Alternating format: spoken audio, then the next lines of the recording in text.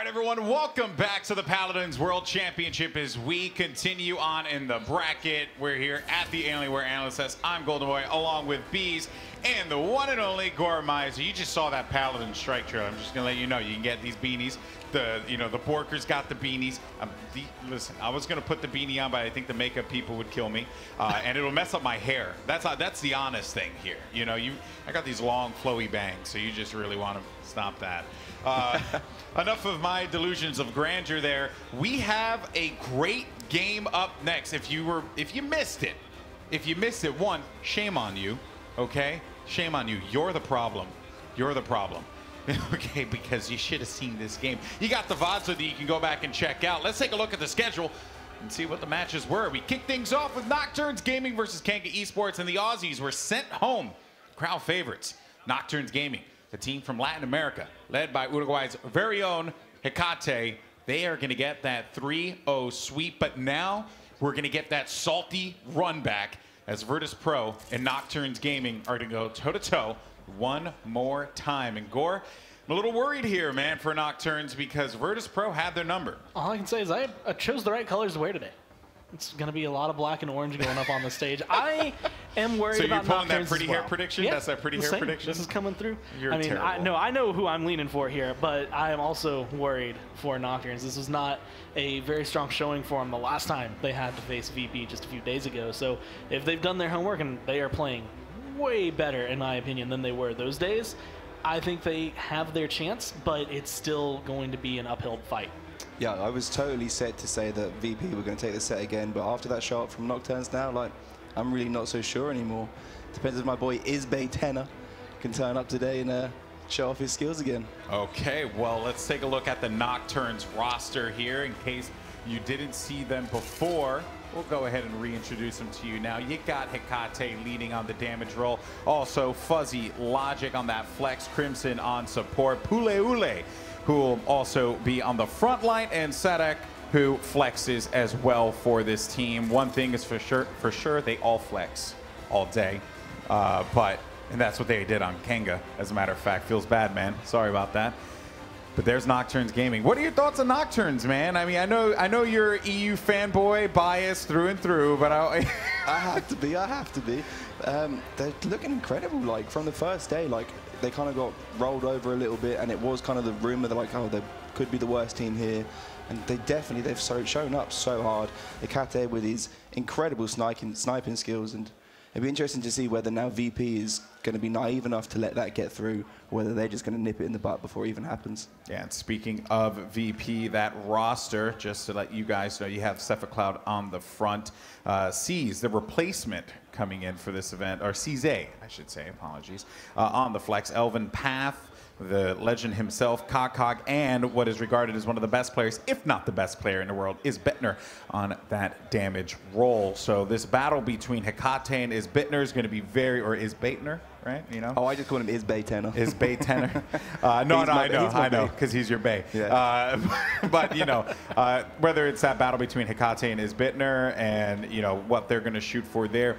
VP, though, looked super dominant, but when it came down to that matchup against NIP, eLvenpath and the boys really seemed to struggle here. What was it about that game that just set them off, really caught them off guard against Ninjas in Pajamas? The thing with VP is they have their very interesting strategies. They have their very specific ways to play things. Obviously, the last LAN that caught EU off guard, but I think this time EU have not slept on VP. They've done their research, and they knew what they were bringing, and they had the counter strap for it ready. Yeah, and if there's one guy you should definitely not sleep on, it's the man on your screen right there, eLvenpath. Let's actually go into an interview that we had with him earlier on and get his thoughts on the upcoming match. Not really worried about facing any team. I'm pretty sure that everyone started playing it more serious now, simply because they have to be more serious. And for me personally, it has always been a job since day one without any salaries. But in order to win tournaments, you still had to commit fully.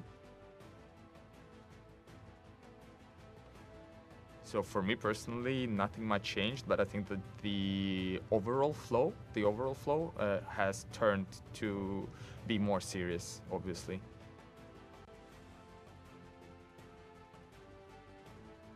And if there's one thing that eLvenpath said in that interview, not to take anyone lightly. You know, everyone's leveling up their gameplay, whether, you know, it was the beginning of the launch of Paladins or now. I mean, Gore, like the stakes have raised. I was saying at one point earlier today, I was just pointing out the fact that, you know, in some of the other esports, you kind of have 2, maybe 3 like dominant regions, and then everyone else is playing catch up. And this week we have seen there is no catch up. Everyone is really coming out on a level playing field. I mean, China Dream, the first showing, we were kind of worried. We were like, this is the super team. Yeah. The second time they came through, it was incredible. It was like a night and day change between those. The same thing can kind of be said for the way Nocturns played. The first time they were up against VP versus that last match we just saw, it was completely different. And being able to step up to that next level, keep your game continuing to getting stronger, it's incredible. I've worked in so many games in my career. I have never in my time seen an event where you had players from, what is it, 5 different regions be competitive in this. So NA teams competitive, EU teams obviously they're always been competitive in shooters, but Australia having a prominent team, Latin America, and now China, like that's insane, because it's typically like Europe dominates, maybe NA is like NA low, you know, get a couple funny C9 lows in there or something like that. But no, it's all these regions have prominence. And why is that?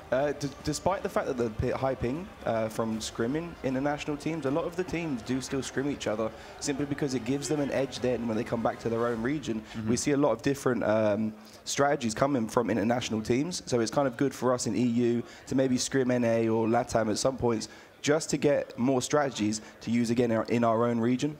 I think that's just crazy. That's great. I think the only other game that does it like that is probably Rocket League. If I had to put a game to it, and that's it. Like, I've never seen a game where like the teams from Australia scrim Europe or Australia scrim North America, Latin America scrim Europe. That's just bananas. But here you can see the bans as we get ready for the game.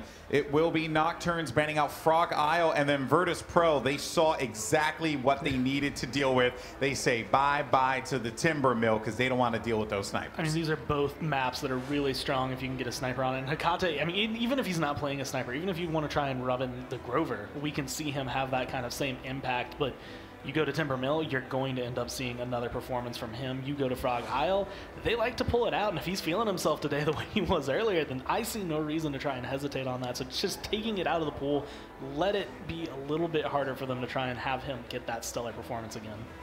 Are there any maps, Bees, that snipers can, that we can kick it off with? Because VP will have the higher seed, but I am curious on what they're going to pick here. Any maps where snipers can come, you know, to shine?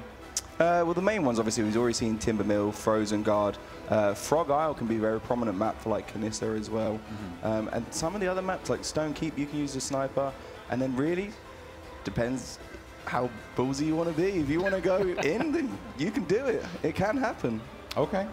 I mean, and that's what I want to see. Also, thoughts on Talus, because Talus has become a champion that is been picked. Let me see, in this last game, I believe he was picked every single game. And our friends over on the console side of things, console all day. That was so good last night. Yeah, it was amazing.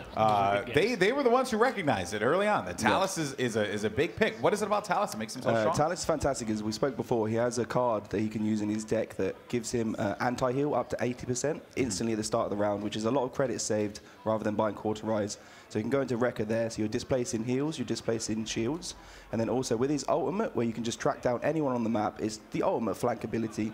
And as we've seen with some of the teams using with the dual ults with the Genos, you can insta-gib someone straight away with these 2 ults and instantly put your team in the 4v5. And you've also then got the Talus in the back line behind the enemy teams, which is just imperative for a flank to be disruptive to everyone. And we have seen how fast he shreds through some of the tanks as well. Like, it's almost as though everyone, like, he can get the squishies down really fast, but you see the Inaras coming and playing a big role. He can eat through that health bar just a little bit faster, at least help get them down. So if their healer's not on point, you can keep the front lines kind of on their toes, pushed back, and they don't have that ability to control the point as much. It is, the presence, I should say, of Talus is definitely something to admire.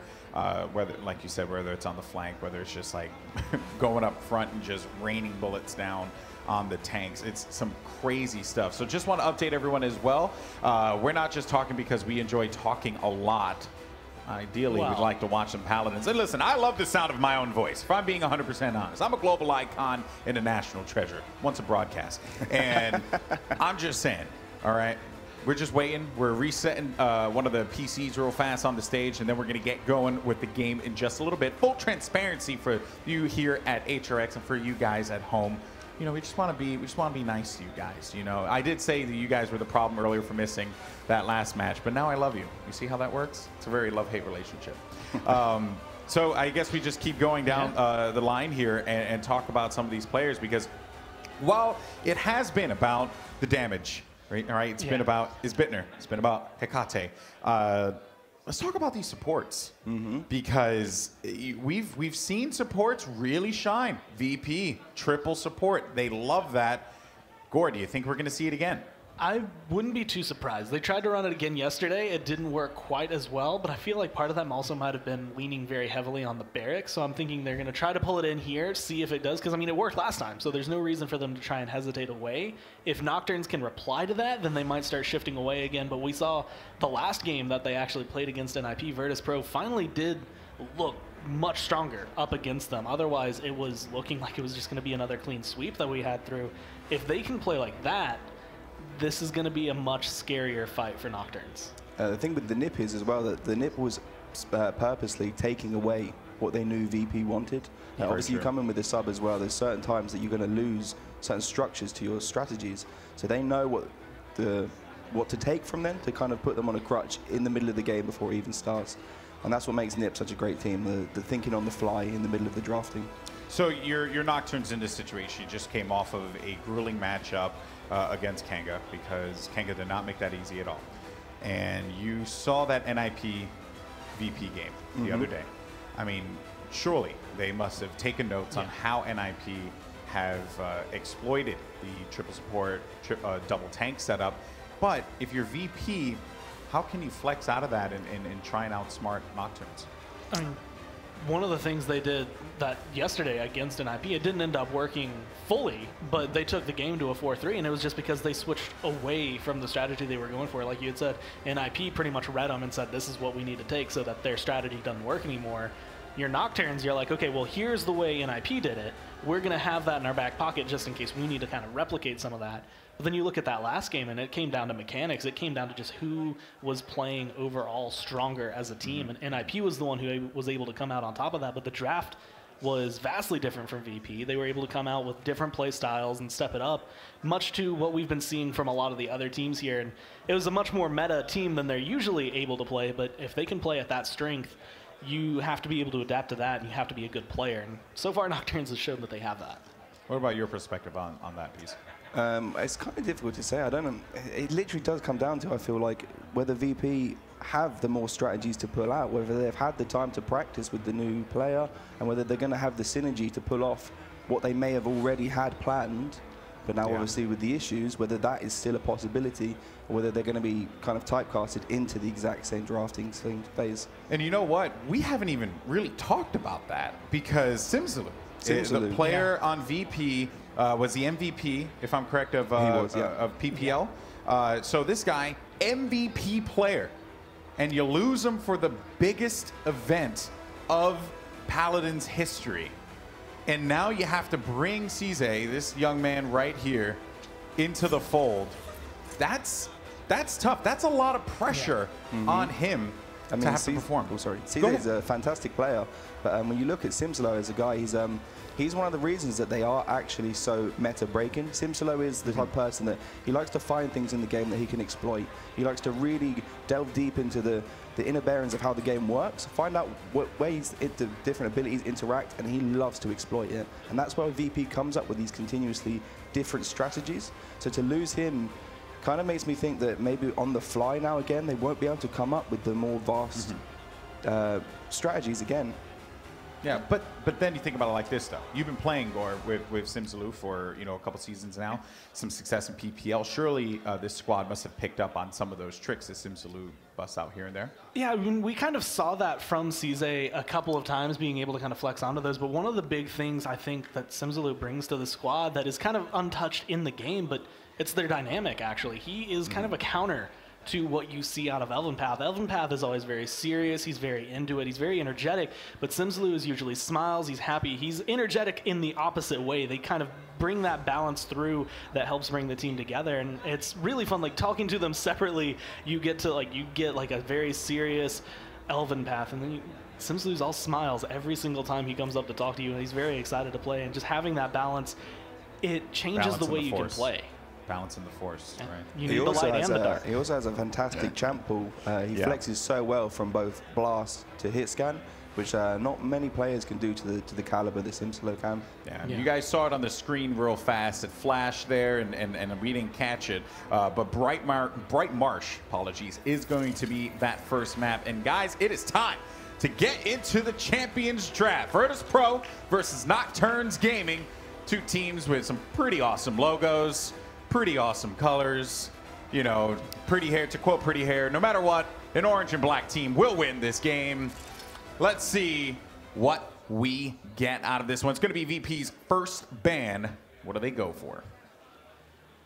I mean, this is one of the ones actually kind of leaning back.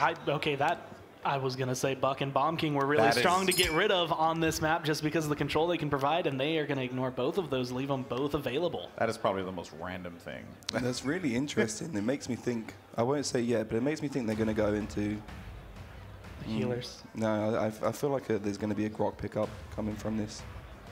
It's going to be VP's first pick. Makoa has been banned consistently throughout this competition. Makes perfect sense. Fernando, though, out of left field. It's usually been that Bomb King band. But my boy Fernando is going to have to take a seat, the Latin lover. I think my favorite thing about Fernando is there weren't really any big changes with him as a champion. It's just the way the meta has shifted, the way things have been going for a lot of these teams. He went from don't really play him to he is someone either you must have or apparently for VP you need to get rid of. Torvald first pick here. You get that protection. Pretty good champion overall. They could be trying to bait Nocturns into taking 2 damage straight away, and then they're going to just take all the available tanks possible and try and maybe do like a triple tank, double support kind of setup. So that allows a lot of HP to go through. Exactly, that method of having a lot of HP so that they don't have to worry about making mistakes so much. They can survive a little bit easier if they overextend, or on the defense they can survive easier as well. But if that was their plan, they didn't take the bait. They didn't take the bait because they could have taken the Buck Bomb King, which would have been obviously a powerhouse of damage.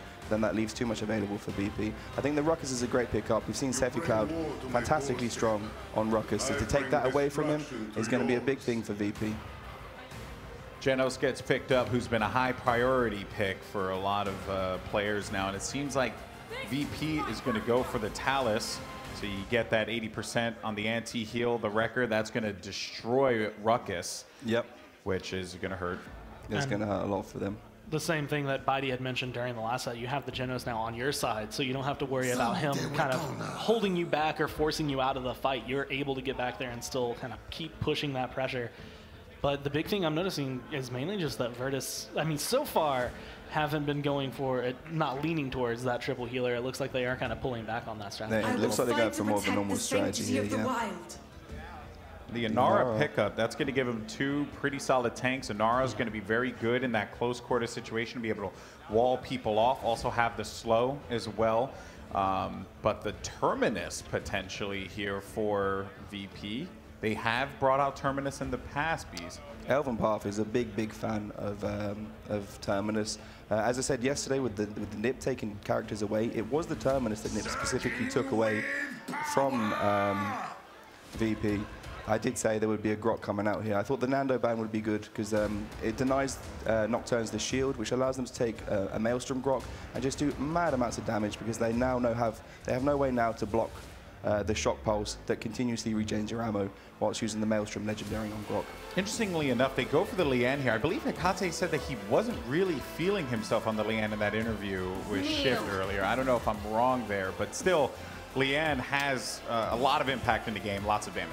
And it's also one of those areas they could be flexing because we've seen Hecate being able to pick up Buck and kind of play around with that whenever he's able to. And I'm actually interested in the fact that Virtus.Pro has been able to take away the Talus of Fernando. That's 2 of the staples that actually Nocturns was running the last time they were on Bright Marsh. So maybe I saw them standing over there. They were watching the game, so I'm assuming that they we're taking some notes. They're thinking. They're thinking. So I believe our casters are ready to go. This is it, folks. This game, it's going to be insane. Latin America, Nocturns Gaming going up against one of the best squads in Europe with Virtus.Pro. It's time. Let's make some noise in the house, people. Let's make some noise. It's time for some great Paladins, and send it over to your casters. Thanks, Golden Boy. Me and Vox here getting ready to go, and you know what? Puns aplenty, Vox. It's time to get started here. We haven't casted all tournament, so I'm excited to finally do it now. Oh, I'm ready, but this is a serious game right now. This is an elimination match. This is for a spot in the semi-finals. Neither team will be taking this too lightly, and the jokes might be flowing between us, but on Brightmarsh, I am ready, and so are they. No joking matter here. It's all business before pleasure. This trip has meant a lot for these teams, and now Latin America can raise their flags and have a champion who enters. Nocturns Gaming here, facing off against the terrible Terminus on Brightmarsh. This is something Virtus.Pro have stuck with. All other teams have not kept in with the adoption, but already eLvenpath getting low, expecting a heal here, and he's going to get it. But Saadhak finds first blood in the backside. That's not good, because Fuzzy Logic is now pumping shots into eLvenpath's Terminus. A beautiful impasse as well. Keeps eLvenpath chewed in. Is in a lot of trouble here. Not going down very quickly, but eventually falls, and Nocturns just take control so early. Easy control, easy play. You almost want to say easy game, easy life right now. Nocturns Gaming continue the role they were on. They did just come off this map, Vox, in terms of beating Kanga, and so now the boys of black and orange are looking very good with 72% on the objective encounter. So isbittenner just did find one big kill that has eliminated Ruckus, and Saadhak going down is important. Virtus.Pro now can move in, they get eLvenpath back on the objective, but the problem is, the big slow from Inara, that is a treacherous ground Waters field, and that stops Terminus from being effective at all. He can't maneuver around into melee range. If you have it follows, that card that allows him to get up to 90%, a lack of reduction in terms of movement, so you can only be slowed 10% towards your base health away from that. He could maybe mitigate some of the amazing kind of displacement that provides, but Inara seems to be doing just fine herself. It's the battle of the Sagala on the point right now, and Saadhak is back, and so much damage coming in from Nocturns. Very patient play by both teams. eLvenpath does get forced away. Virtus.Pro are sitting on Tempest. It's used to engage right here. They're pushing forward, surging forwards. Dread Serpent in response. Sizze about to go down round the corner. Etaceh finds it, and oh my god, it's Nocturns! Wow, clipped him from the side. Etaceh, he says that it's again Nocturns Gaming going to go up 1-0, and this is something we haven't seen from a lot of players in this tournament, that kind of jump-up excitement. That was beautiful as well, but also a mistake on isbittenner's part. You've got to remember that's a big AoE shot that comes out there. And even though it deals, I think, direct damage, but you still just can't underestimate the size of it. You've got to get further away around the corners, and little mistakes like that from Virtus.Pro will allow Nocturns Gaming to really engage. I mean, how many times did we see Ares from Space Station Gaming just miss that so ever slightly? It's not easy.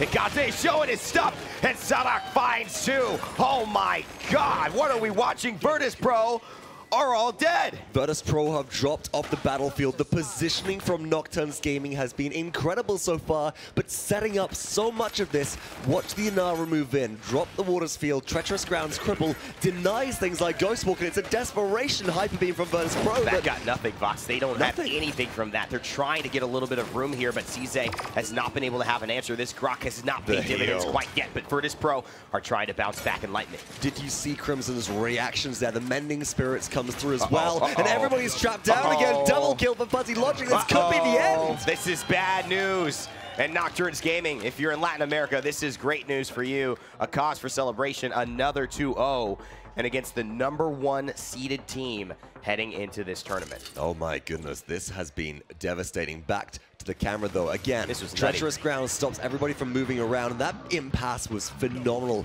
The coordination between the members of Nocturns Gaming is so on point this game. They came hot off Brightmarsh, they're now looking to go hot into this game, and with a 2-0 lead, they're on point for victory. And it's not just a 2-0 lead, right? This is a dominating performance. We haven't seen anything from Virtus.Pro yet, and in fact, yesterday we were kind of asking, where is Virtus.Pro in that big-time loss that they had, and now it's looking like they have not showed up still. Their drafts obviously looking similar to what happened when Simpslu was in the tank, but he is no longer a part of their fuel, and they're going to need some right now if they're going to change this tide. They've got 2 kills on the board, and so far, just isbittenner there. There isn't even a through time and space combo available for Talus to be able to deal with maybe the Ileana at close notice. And Saadhak moves in, looking for potentially a double kill here. A minute goes up, the missiles go down. Saadhak with a double kill to kick things off. Etaceh looks to get into the trouble as well. He causes a commotion, finds one. Crimson finds the other. Again, Virtus.Pro are left speechless as Nocturns Gaming continues their dream run here at the Paladins World Championship with 69%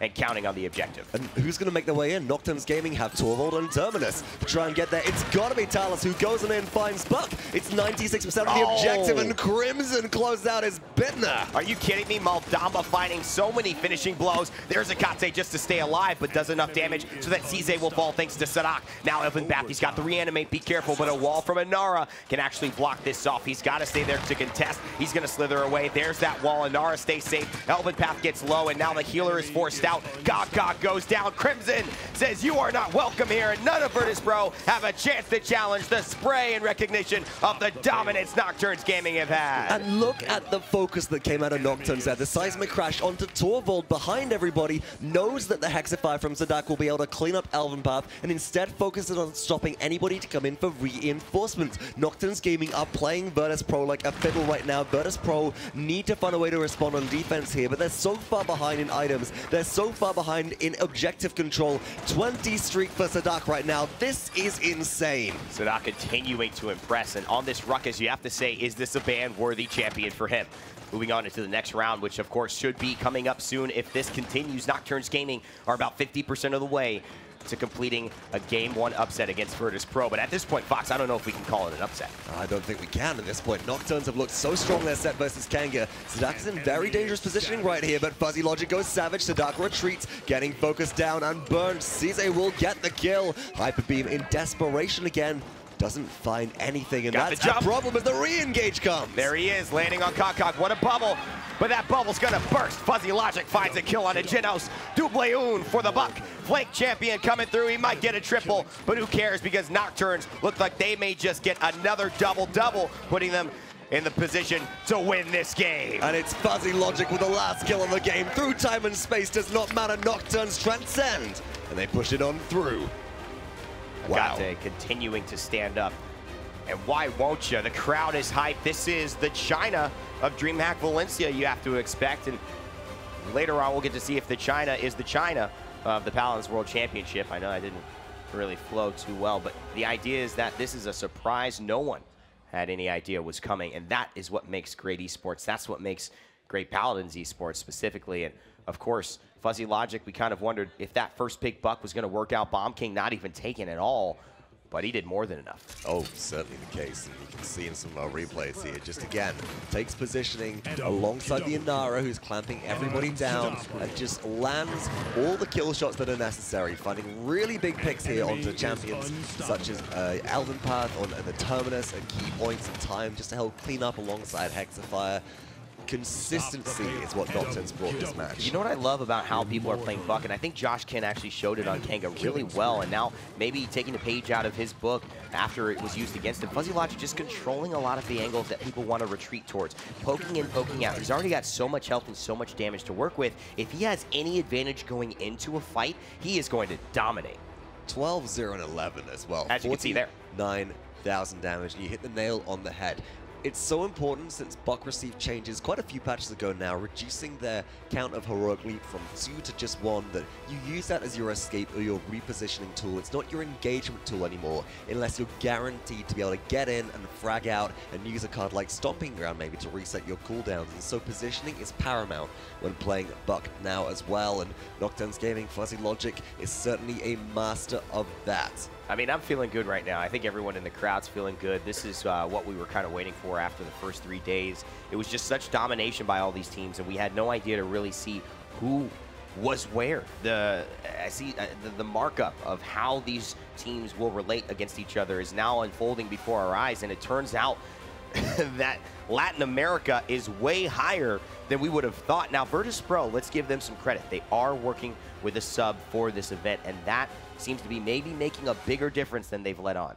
Potentially the case, and they're not adapting their draft around a huge amount as well. They're going with their strategy, their meta, in the face of it now not working. because of Nocturns Gaming were able to provide. We need to see adaptation from Virtus.Pro. I don't think that Sizze is also a problem for them at all. I think the problem there was maybe the fact that just Terminus was rendered ineffective by Treacherous Ground and Nara that game on Brightmarsh, and there was enough aggression from Nocturns Gaming to mean that eLvenpath couldn't just pull all the attention towards himself. Absolutely. I mean, I think that's one of the issues. We're seeing Terminus, he does not have that incredible lifespan, and also the way they were working without so much of that burst heal opportunity, where sometimes if you have Sephicloud playing that pip, and he can go burst you up, then contribute all that damage, and then you have someone who's main sustaining you like a Genos or a Maldamba, you can keep that Terminus alive in those moments where you think, oh, he's almost dead, and then he can almost be back full. But right now, I mean, let's take a step away from gameplay. Sephicloud is just a laughing, easygoing, fun guy. And Sizze, I'm sure he is as well, but Sephicloud is 1 in a million. You don't get a guy like that. Synergy plays a big deal. Energy, emotion, when you take a loss, who's that guy to lift your spirits back up? That's what maybe Virtus.Pro don't have that they would have if Sizze was here. And they need something like that. It's got to fall maybe on the hands of the captain now, maybe on the shoulders of the captain to rally again. We know that eLvenpath has typically been a very momentum-based player, and on map 2 of Frozen Guard, can he become not just a driving force of adrenaline and aggression at times, but also a positive morale boost to the team to try and lift their spirits and ensure that they don't fall apart because they feel the pressure? I mean, we'll see if he can master riding this momentum, but I'm not sure if he can turn it around. Get one. He's going to need the speed, but this time it's all in Nocturns Gaming's corner, as they seem to be the dark horse that's winning this race. That's 3. That is an impressive fun count in a very short amount of time. I think you've got me beaten there, but the champion draft is ready. Nocturns Gaming, Virtus.Pro. First pick, first ban will be coming up on your screen in just a second, and I want to see Virtus.Pro probably start to control space on this map. They can't go for the Terminus. I don't want to see them go into the barrack. I want to look for them to go for sight lines and make sure that Etaceh can't perform well with snipers like we've seen before. Well, I mean, whether it's a sniper, whether it's Leon, there's a couple of flexibilities. Leon more of that long to mid-range, and then Sniper's obviously that long range that he can provide. What was interesting is that the ban phase last time, we saw Fernando ban. That was not something that we're used to seeing. The Mako, the Bomb King have been pretty much staple, sometimes the Torvald. And what has happened now, because the Fernando is there, means that one team can have a Torvald Talus, or one team can have a Buck Genos. One of those situations can go on. Nocturns Gaming in the second position did a great job of drafting around it and feeling comfortable, but now the Terminus ban from Nocturns Gaming, I find quite odd, considering it hasn't performed well. Maybe they're worried about what it can potentially do here, but this does open up the Buck first pick again, and Virtus.Pro this time around, I mean, will they snag the Fernando? Is this what they're maybe looking for? They considered it ban-worthy previously. I'm not sure if that was just potentially due to the close quarters immortal combating the reanimate from Terminus potentially, but it is like Fernando that is taking this high priority. These teams are smelling each other out. They are sniffing out strategies and trying to be one step ahead. These are two drafting minds right now that we're seeing are almost equal in their potential, taking the Fernando and the Ruckus, two incredibly important champions for Nocturns Gaming. But Nocturns, why they did that Terminus was because now it opens up the opportunity to have this Genos and Talus or Genos and Torvald. Whatever they feel, I think the Torvald may be a little bit more secure, but they don't need that front line unless Virtus.Pro, they're expecting a triple front line for Virtus.Pro. They've already got that, so they could grab Talus here and be okay. That would be a question to leave it open as well, just due to the fact that the Virtus.Pro did go ahead and take it, got that double inbuilt anti-heal available. Nocturns, they're not going to give it the opportunity to come through, and this also telegraphs Nocturns' draft a little bit. It means that Etaceh probably won't be playing a sniper. You'll go for a solo frontline if that's the case, and I find that not to be a particularly, how should we say this, favorable choice, especially on a map where sustain and objective pressure like on Frozen Guard matters. How do you feel about the Shaolin? I think the Shaolin in the hands of players like isbittenner is devastating, and something which we haven't seen a great deal of so far. He's a game changer for sure. Especially if you land that Impaler arrow into planted combo. The danger of it, though, is that Buck deals relatively well with Shaolin because he can poke out, heal around the corner, and keep on chipping down. Yeah. I'm looking towards Virtus.Pro, maybe running a last pick pocket pip or something, just to make sure that you can have that outbox potential. This is why they're leaving it open. Picking up the Maldamba here means that you can last pick based on what you see Nocturns Gaming have. We could expect a sniper, but I don't know if they're going to go for it here. They probably will look for the Torvald to round out this draft, and that's going to be it. And now Virtus.Pro can do a couple of things. You see, they can, and I think that Torvald isn't the worst choice here for Nocturns Gaming. gonna be completely open with you, would have preferred to see a Grover here.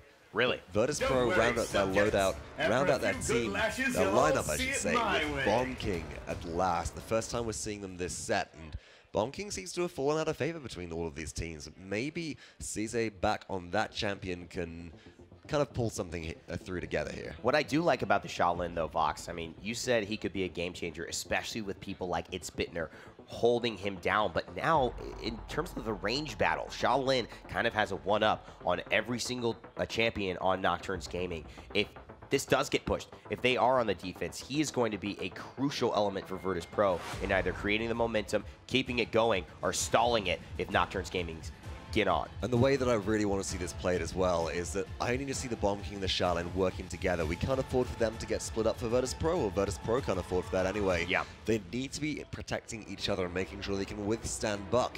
Look at this though, Aegis Fernando for eLvenpath on the right-hand side of your scoreboard here. Virtus.Pro, of course, the red team for this match. And Master Riding too, very fast engaging. A lot of potential sustain here, going for a big flank around the outside. Won't get the fireball combo, but might take Inara by surprise. But look at Nocturns. Good dismount from Puleule, but the damage isn't there from Scorch. However, he's okay, putting him in a bad spot. Inara's going to be able to heal this one up, though, as long as things stay safe. Nocturns Gaming without that ruckus that's now in the hands of Sephicloud, and he's looking to continue dominating with this frontline champion that's so flexible in the back line. Etaceh finds a little bit of poke, and he's going to force him back. And now this duel between the Buck and the Shaolin. Whoever wins this, it's going to open up the game for either team. Fuzzy Logic's looking for the Shaolin, goes in, has... Oh no, the shield on them, but beautiful Impaler to planted combo. That's what we needed to see in Virtus.Pro start to take some advantage. And now you got to back off. I mean, now Nocturns Gaming are just hoping to stay around because Virtus.Pro have quite a bit of objective capture here. This is where the Shaolin makes a big difference.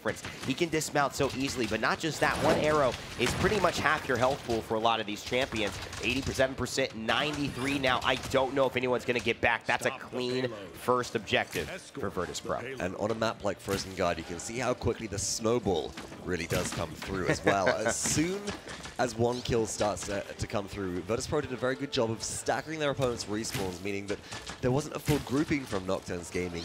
They couldn't engage all together, and very, very quickly that objective started to fall. And I like it. Etaceh goes in, finds isbittenner here in the defense. Can they sustain? I mean, Inara's going to be a very important frontline source, but you got to say there's a lot of CC going on in terms of Virtus.Pro, and if Resilience comes through, it's going to be very important hits too. That's a big through time and space, puts a lot of healthy targets there in front of Fuzzy Logic, and he's going to help contribute to Crimson getting that kill onto eLvenpath as they all drop back now. Strong response from Nocturns. The thing is, if Nocturns don't push Virtus.Pro all the way into one of their choke points, they've just got to give up that ground they've just taken again. Yeah, you gotta be careful.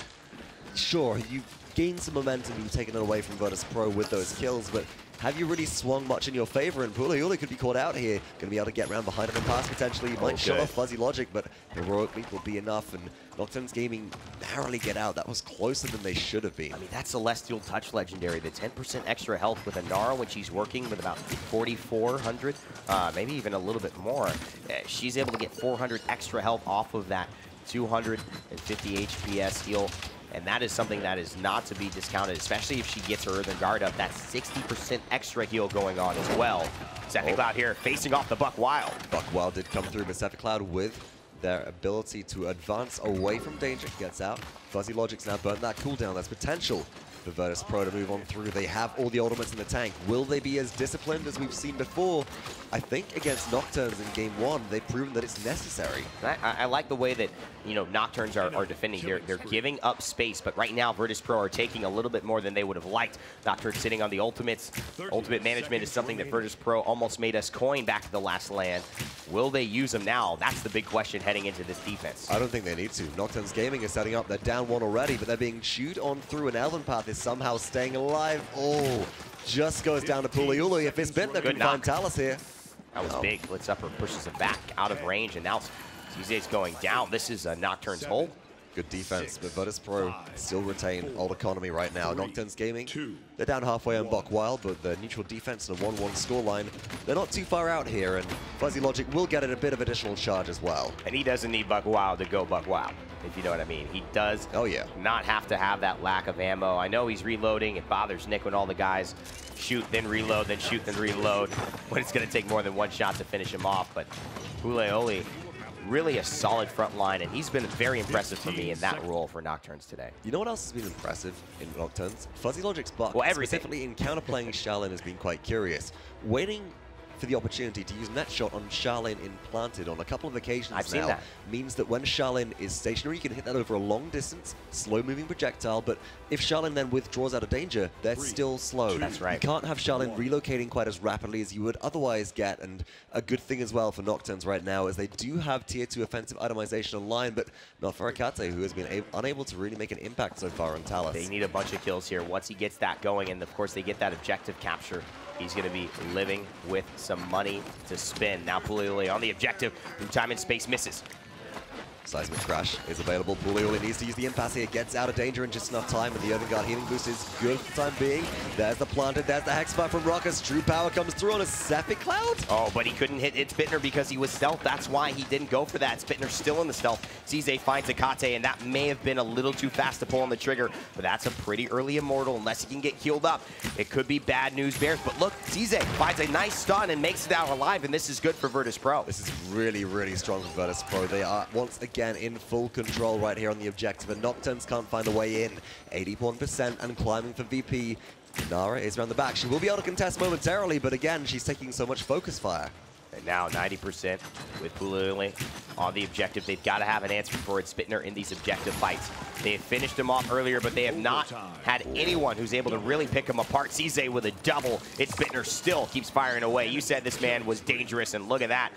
The danger is real. Virtus.Pro going to grab their second objective. I think it was 184 health on isbittenner right there, getting the out trade versus Genos, and it's surprising for me to say that Genos is actually dangerous to trade against right now, but with the mobility and with the ability to keep on consistently hitting, especially if you're good with headshots, it's actually a relatively difficult 1v1. We know as well that Genos can import a card into their loadout, which does reveal on hit, including through stealth. So Charlene a little bit less, less strong in that regard. Yeah, and I mean, in general, I think that if you are going to try and 1v1 of Charlene, champions like that, Grover, are okay, especially from long range, because burst is something that Genos can't deal that well with. However, if you try to sustain a long fight, he's healing up with some of the cards in his loadout. He's finishing just as much damage on you, and again, we see that through time and space creates some space and some time, but not find any kills, and that's what he's really looking for. So it's 2 missed in a row for Crimson. And Virtus.Pro just have really all the cards now on map number 2. They're able to pick and choose fights as they want to. Oh, big stun as well as isbittenner with a double kill there. I like what they're doing. Virtus.Pro seem to have found their rhythm. And this is good if you're a European fan and, of course, a Virtus.Pro fan. They look like they're back to business, but if Nocturns hold, this will still bring everything to a 2-2. If they don't, Virtus.Pro next round will have game point ready on the table. That's a big sticky bomb trap being set up. You know, Talus can't walk out over it. Oh, Saadhak takes the damage and goes down, and Sizze has opened the door now for Virtus.Pro. Bad stuff, man. Sizze has found 2, and isbittenner now has room to frag out. This could be a 3-1. Seismic Crash in desperation stuns quite a bit. Can Etaceh find a kill? No. isbittenner finds Etaceh. Puleule able to slow eLvenpath, and that may be enough. But with Sizze playing the way he is, they're not going to be able to get on the point. A bubble on the Fuzzy Logic has bought them some time. And it will be enough for now, but it's not enough for too long. Down goes the Grumpy Bomb. The stuns come through, and Virtus.Pro connect with all 5 in the tank. Good stuff there, I think, from Virtus.Pro. I like the way that they kind of played that. There was just so many members of their team fighting from so many different directions. I don't think Nocturns could really focus their energy on one target, and that's something that's starting to show a bit of a weakness for them after a pretty decent start early on. Yeah, Virtus.Pro are finding a lot of individual picks, and they're not having to commit really much at all. Even in the way of positioning, they're keeping themselves in a very safe position. Now, part of that comes down to the fact they just have better range damage potential than Nocturns Gaming in their draft. isbittenner is setting up a lot of shots. Sizze with a couple of sticky bombs will be able to deal enough damage to close out the majority of kills. And this is a real problem for Etaceh. 1-7-2, this is not the scoreline that you need out of a Talus who is meant to be overperforming in games like these. Virtus.Pro are 1 point away from victory here. Virtus.Pro 1 point away from feeling like Virtus.Pro. And here it is through time and space. There's the King Bomb. Sizze wonderfully avoids it. Chain reaction. Hello, Torvald. Goodbye in the same sentence.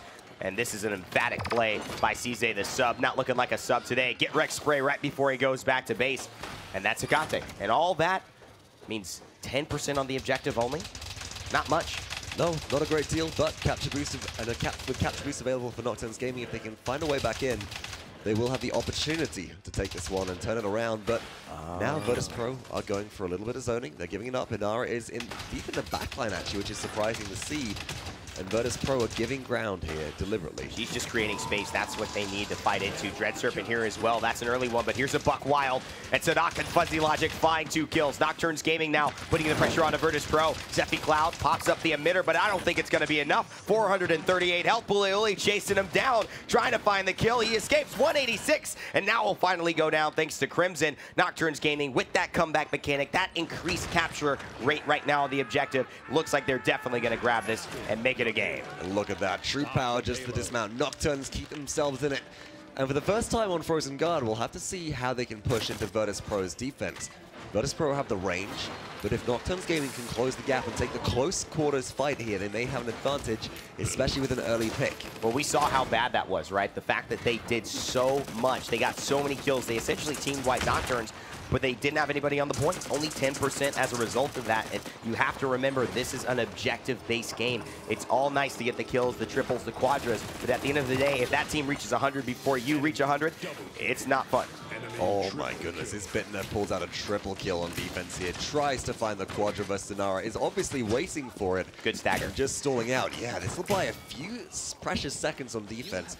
We mentioned stagger quite a lot. For those of you who might be more new to Paladins esports, the way in which you can stop enemies from respawning all at the same time and stagger their respawns is so important, because when you're defending, every second counts, and if it's an extra, 3, 4, 5, maybe even 10 seconds before Nocturns Gaming get their full team back together, that means it's less time that you have to spend actually fighting on defense. CogCog on the little Damba, holding down extremely well for the support. It's the champion that CogCog has a reputation for within Europe. They changed very early on. Back to the Community Cups. Hold that thought, though, just misses through time and space. Just jumped over it. Wow. Man's got some hops, could be in the NBA if this doesn't work out. Bomb King, pay attention to that. And of course, at this point, he's going to be scouted out not only by that league, but this one, because he hasn't been picked up in game 1, but now potentially could be a factor heading into this as more games get played between these two teams, and Sizze performing quite well on it, to be honest. All that while, actually, the payload's made it very far in. It's in the base of Virtus.Pro with 40 seconds to go right now. Buckwild on the high ground. Will it be enough? Finds isbittenner. Mama, that hurt. Sephicloud gets the emitter shield up as well. A couple of shots from the shotgun, gonna back down.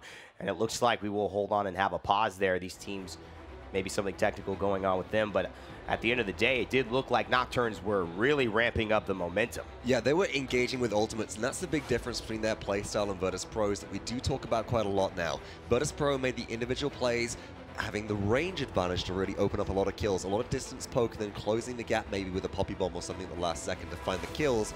Nocturns, they don't have the range advantage. They've got to get up close and personal, and sometimes you just need that first kill to get going, and Torvald enabling with field study protection on a buck with Buck Wild.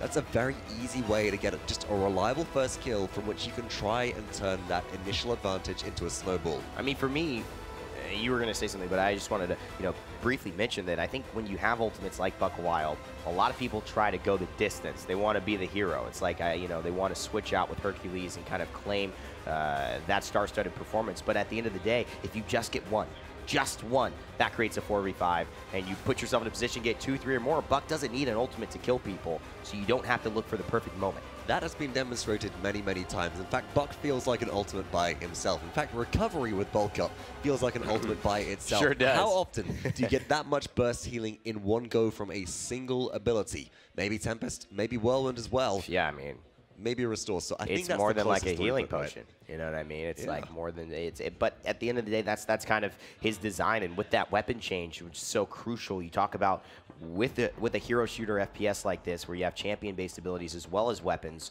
What's the core? What matters most? A lot of people look to the abilities and say this is really the key. But when Buck really resurged after Bounce House wasn't as much of a thing, and then it became a big thing, I think it was really because of his weapon, that lethality that was added. Even though they reduced the clip size, really being able to burn targets down quickly and having that damage in the shotgun helped. Right, and it's also the effective range was increased a little bit as Yeah. well. You can hit for higher towards your maximum of 800 or 1200 with a headshot from a further distance, giving Buck more mid-range viability. Yep.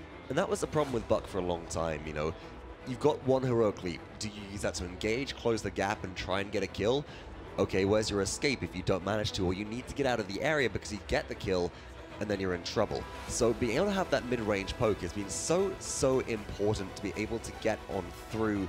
And, you know, it just provides you with the opportunity at this point, I think, to have more 1v1 duels.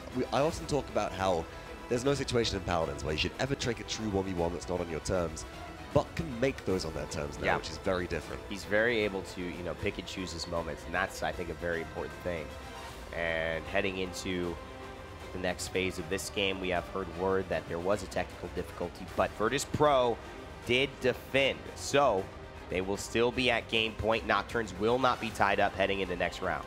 And that does mean the Buckwild will not be available for the next capture round as well. And you do wonder, is that a necessary ult for something like this? And what else was burned from Nocturns in the process? We'll find that out, of course, as we get into game. But just that one single ultimate, is that a tide turner in this situation? Will it charge fast enough to be back again? Well, when you noticed, he was at about 55% heading into that last round. He got that last final kill onto, might have been Sizze here on the Bomb King right before the round ended, and then he didn't have that ultimate heading into it. But what I loved when I did see that first objective fight is Nocturnes took a different pace to it. They brought Puleule and they pushed him way far out. Instead of sitting on the point with eLvenpath, they really created space for their backline, for their damage dealers to attack, and I think that's what you really look for in terms of opening up options for Buck and flankers. We need to see a degree of focus as well on specific targets. Sizze is certainly a sizable threat as Bomb King, but isbittenner has been really the consistent performer throughout this game for me, hitting a lot of long-range shots, setting up a lot of nasty combos within Pale Arrow as well, and Nocturnes Gaming, well, they burnt Seismic Crash additionally. Fuzzy Logic is sitting at 43%, and with the Illuminate too, can do a very good job at chasing down isbittenner in stealth. I really like this choice. I mean, why not? Why not? That's who you got to kill. If you win that duel, your team pretty much wins the team fight. If he wins, they win. He's seen that several times before, trying to spot out the shotgun, forces the stealth, but now Fuzzy Logic may be here. It's a Torvald as well running through, but oh my god, the damage. Who's going to get it? CogCog's one shot away, but Fuzzy Logic can't find him quite yet. Sephicloud with an amazing rotation to help save the day. And that is just all Virtus.Pro. They burn every single one of their 5 stacked up ultimates and slaughter Nocturnes Gaming, gaining 20% on capture, not a massive amount, but now in prime position to zone. But again, it's too fast. I mean, they almost kill him too fast. They don't step on the objective at all. They are at 50%. I don't see any way that they could fully zone this, but they may have something up their sleeves. Ruckus, he's a good asset for that. Bomb King can set a trap. If isbittenner gets a big kill, that may be enough. It's 84, it's 87, and Nara's trying to move in. Somebody else from Nocturnes needs to contest, They got and two. they are. Crimson and Fuzzy Logic find kills. isbittenner answers back, but Fuzzy Logic has Buckwild available and is Heal. looking for There it CogCog. is. Beautiful play, gets the shotgun slam on the 180 turn. 180, doing kickflips in the air as well. Why don't you? Now 55% for Nocturnes Gaming, looking to climb up. Virtus.Pro, despite dominating that early round, like the last time, they do not have any extra advantage in capturing. This is going to be Nocturnes taking this objective. eLvenpath is going to give it up right here. There was so much focus from Virtus.Pro at stopping the front line getting to the objective there that they let the flankers slip around the edge, and that's dangerous. So dangerous. Sephicloud, you can see him, he was firing on the right side. isbittenner was completely dealing with Talus and Etaceh, and that just made all the difference. They didn't have enough damage. They couldn't burst anyone down. And then all of a sudden, Crimson comes in, finds 2, and that's a big, big change. The healer playing big this time around. Now let's look at what we're sitting on in the tanks as we get towards conversion. Halfway through the payload push, 1 minute and 55 seconds on the clock. Virtus.Pro have the higher ultimate charges so far. Nocturns Gaming do have a way to go. They almost have Seismic Crash available. If they can get maybe a Hyper Beam ready as well, I could very easily see a wombo combo here, and Sizze's getting brought low. And there is a really weird spot you can Hyper Beam people off the map. It's basically where Talus was looking over to the upper left, and if Torvald knows of that, some Torvald players do, some Torvald players don't, right where he's standing, that can be deadly. So they're all on the right-hand side from your perspective, and that's why they're trying to avoid maybe getting hit by that. Etaceh gets the bubble, and that forces the Planet out. That's no longer a tool, and in comes Fuzzy Logic. Heat Hate has to get popped.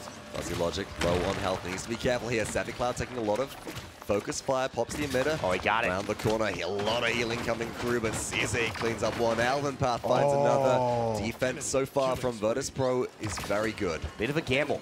They were very close. Fuzzy Logic got two. I mean, those two, isbittenner and Sizze, if they fell, I think that was Nocturns able to push it. But the problem was they got Torvald down just a little bit before Fuzzy Logic could pick up that double kill. So now they've got 48 seconds to defend. It's at about 95%. If Nocturns push this through, they will go 2-0 up against the first seeded team here in Europe. I want to see Nocturns at this point go for a little bit of poke. You've got two ultimates which are close to coming up and ready. Don't let your Inara die. Get your true power online to maybe lock down a backline target. You know Charlene doesn't have Heat Haze, and Buckwild is ready. If that is used to hold him in place, Charlene will be evaporated here. There's great combo potential from Nocturns. They're looking for a way to get in. Puleule engages. Etaceh comes through. There's something happening. Hexafire's ready from Sappy. Where's Fuzzy Logic? There's something happening over here. He's flanking on the right side, and that's important. Two powers ready as well. He wants to wait till he knows the stealth is used from Shaolin so he doesn't get busted out of it. He's got that ultimate, but will it be something that he sees as an asset? No, Sizze, the sub finds two. That's huge for them. And Virtus.Pro, with that, will defend and take it to the last objective fight to determine who gets game two.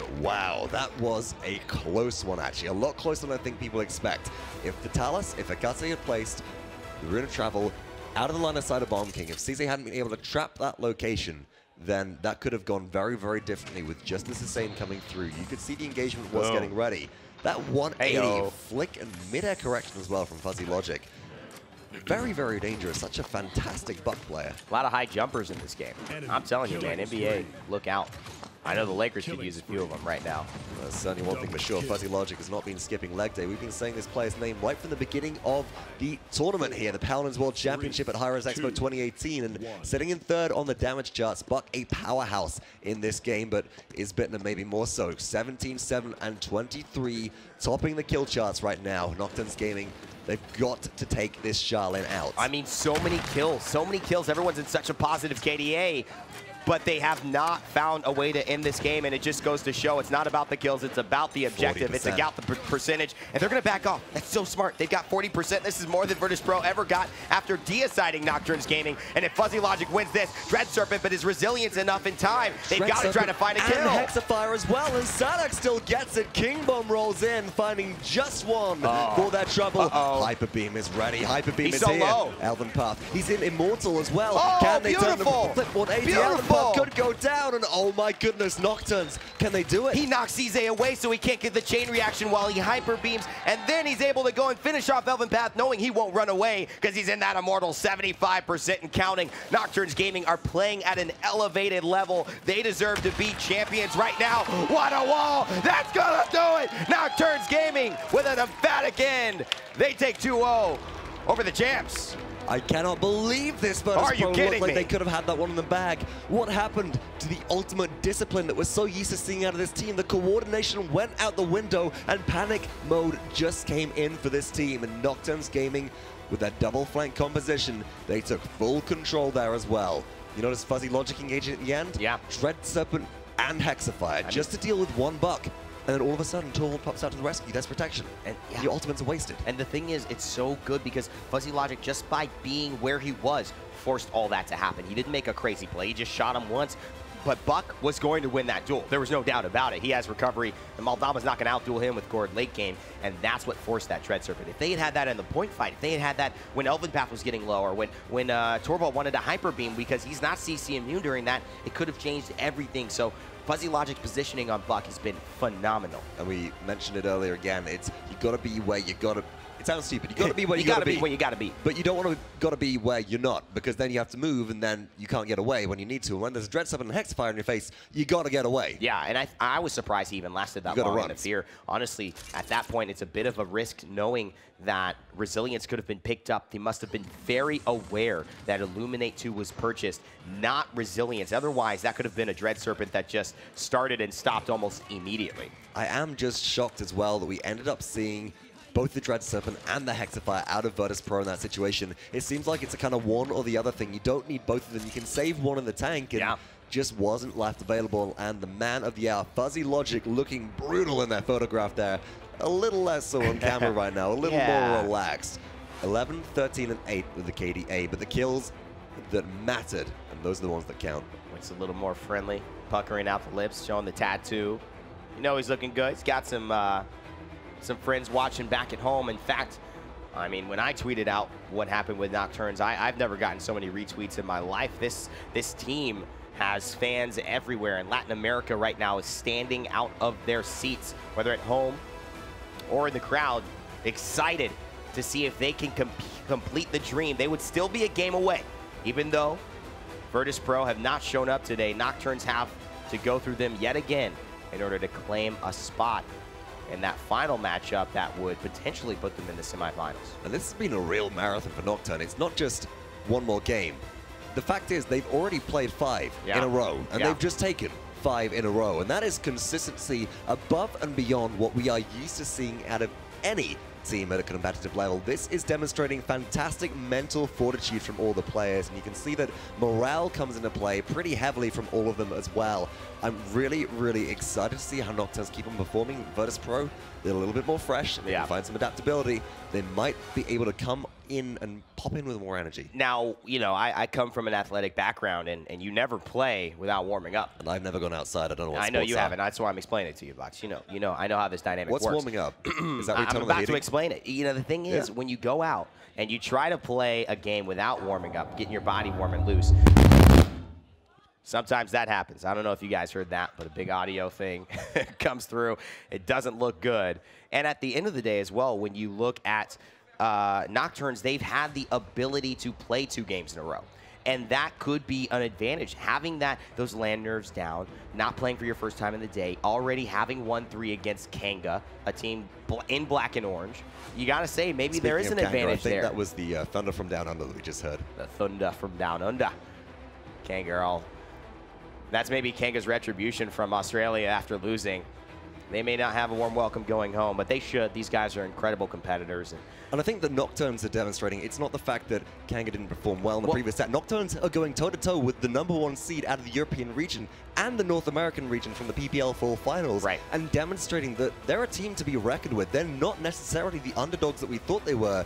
They might be the team that could come out on top overall. Well, this is the thing. I mean, they can, with this win, go to the semifinals. No one would have expected a Latin American and anything semifinals, because they have yet to actually get an international win in a set until a few days ago here at the PWC 2018. And so now what's happening? What could happen here on this last map potentially might just be the biggest upset we've seen since QG Craze at DreamHack Valencia. Into the map draft, Splitstone Quarry once again, the destination for map number 3 in Virtus.Pro's last hope here. Virtus.Pro have first pick, first ban. So far they've been janky. They've taken away the Fernando, then they've taken the Fernando.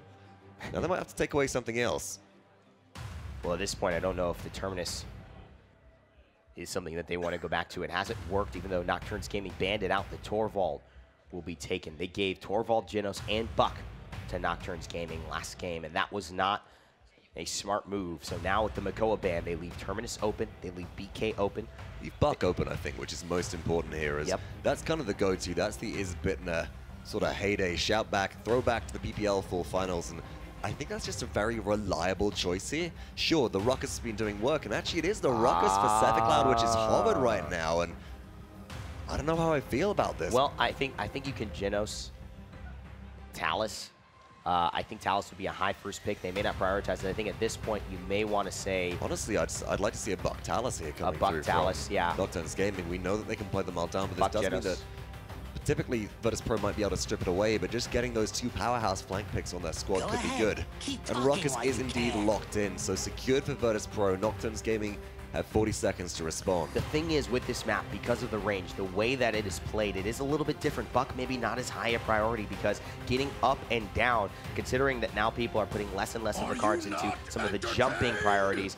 Less leg day, more recovery. More recovery, more based around that heal. It could be something that is a factor, but so far Nocturns Gaming says we don't mind. They could Genos here.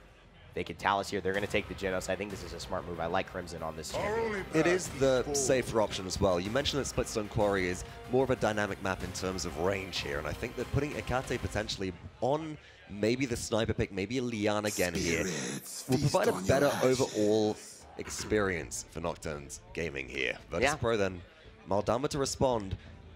And the Terminus is being hovered on one of the more open maps where Terminus can struggle to get into melee range here. I mean, even in this map, I mean, they could take Inara here, and I think taking something with the Inaro is a good pairing, especially since Terminus is locked and you don't want to allow that. But Fernando Inara could be something they go with as well, because that's a lot of pressure heading into this map. I'd like to see Fernando Inara. I think that Fernando is fantastic in this situation. Immortal denies so much ult potential from Virtus.Pro, and especially if you're going into Resilience to mitigate out Dread Serpent. But they're gonna double heal, I think. Virtus.Pro, I think, are gonna grab a Pip or a Grok here. Pip would be my go-to. I think Pip is probably going to come out for Sizze. To protect the and if they do that, it would be probably Pip Bomb King that we may be looking at from Virtus.Pro, unless they have something else up their sleeve. Well, the problem is you're leaving yourself potentially open for a Strix pick, a Canasta pick, or a Grover pick to come out. Maybe instead of a Pip, the Grover is the better option here for Virtus.Pro, specifically for damage. Maybe Grover and Pip as well. It feels like that might be a little bit short, but they need something which is anti-long range. And bless up, bow down. Grover might just be the solution there. That'll at least deny, I think, Strix from free-firing this situation, and maybe prompt more towards a Lian again. I like this a lot. I think this is very, very good in terms of allowing Hecate to feel the pressure. It doesn't mean that Grover's going to win this battle. I mean, I would not expect to win a sniper battle against Hecate, and it is, of course, the Bomb King grabbed last. But Nocturns Gaming here have a question. Do you go for the Leon a little bit more mid-range? Do you find the Strix? And they trust themselves. They trust their main man there, Hecate, I believe from Uruguay it was said, and representing that region, and now representing his team's hopes here to move on to the semifinals. It would be unheard of for Latin America, but it would be very, very possible if you've seen the last few games. You know, I'm really excited for another episode of Hecate's point-and-click adventure. It's been a thrilling series so far, and Strix with their little cameras, Nick likes to say, out here taking photographs of the wildlife and the flora and the fauna and the trees on Splitstone Quarry, where not much grows. I'm sure the Grover will have the best of chances. Is that a new anime, Vox? Hecate's point-and-click adventure? Yeah, because you're binge-watching right now. I mean, at the end of the day, we've got five shows already, and this could be the sixth. Season is starting. I'm missing out some episodes whilst I'm at, you know, HRX here. I can't wait to get back home and binge-watch them, but I can't wait to see how this starts off. This feels like, dare I say it, surprisingly like a tournament arc. It sure does. This looks like it could be a made-up story. An anime was brought up, but you know it's not that. Somebody please just clip some highlight moments from this tournament and play You Say Run over the top of them. I would love to hear that. Make sure you tweet me at Hi-Rez Box with that. But legendary choices coming out are unsurprising so far. What is the choice? Will it be Nocturnal? And it is for Hecate alongside also, I'm a little bit surprised about this. It is going into an early anti-heal, an early cauterize, but you know, with double support on Virtus.Pro, I guess you can say no surprises. Yeah, I think this is important now. And of course, there's a lot of battle here by the Shredder. Nobody's got that pull potential like Makoa. He was banned out, but they do have damage. That's what Sizze is going to do. He's controlled this corridor. Fuzzy Logic wants to take this fight. It's not a good one. Sizze ends up finding first blood. Saadhak finds another one, and now Hecate's free firing. This is a good spot for him. eLvenpath's got to be careful. He gets the shield and gets behind cover. Hecate can't sit him out. Problem is, Grover's moving over. Isbittenner is looking for it, but Hecate drops to the low ground. One shot remaining, takes it, throws at the flare, needs to reload here.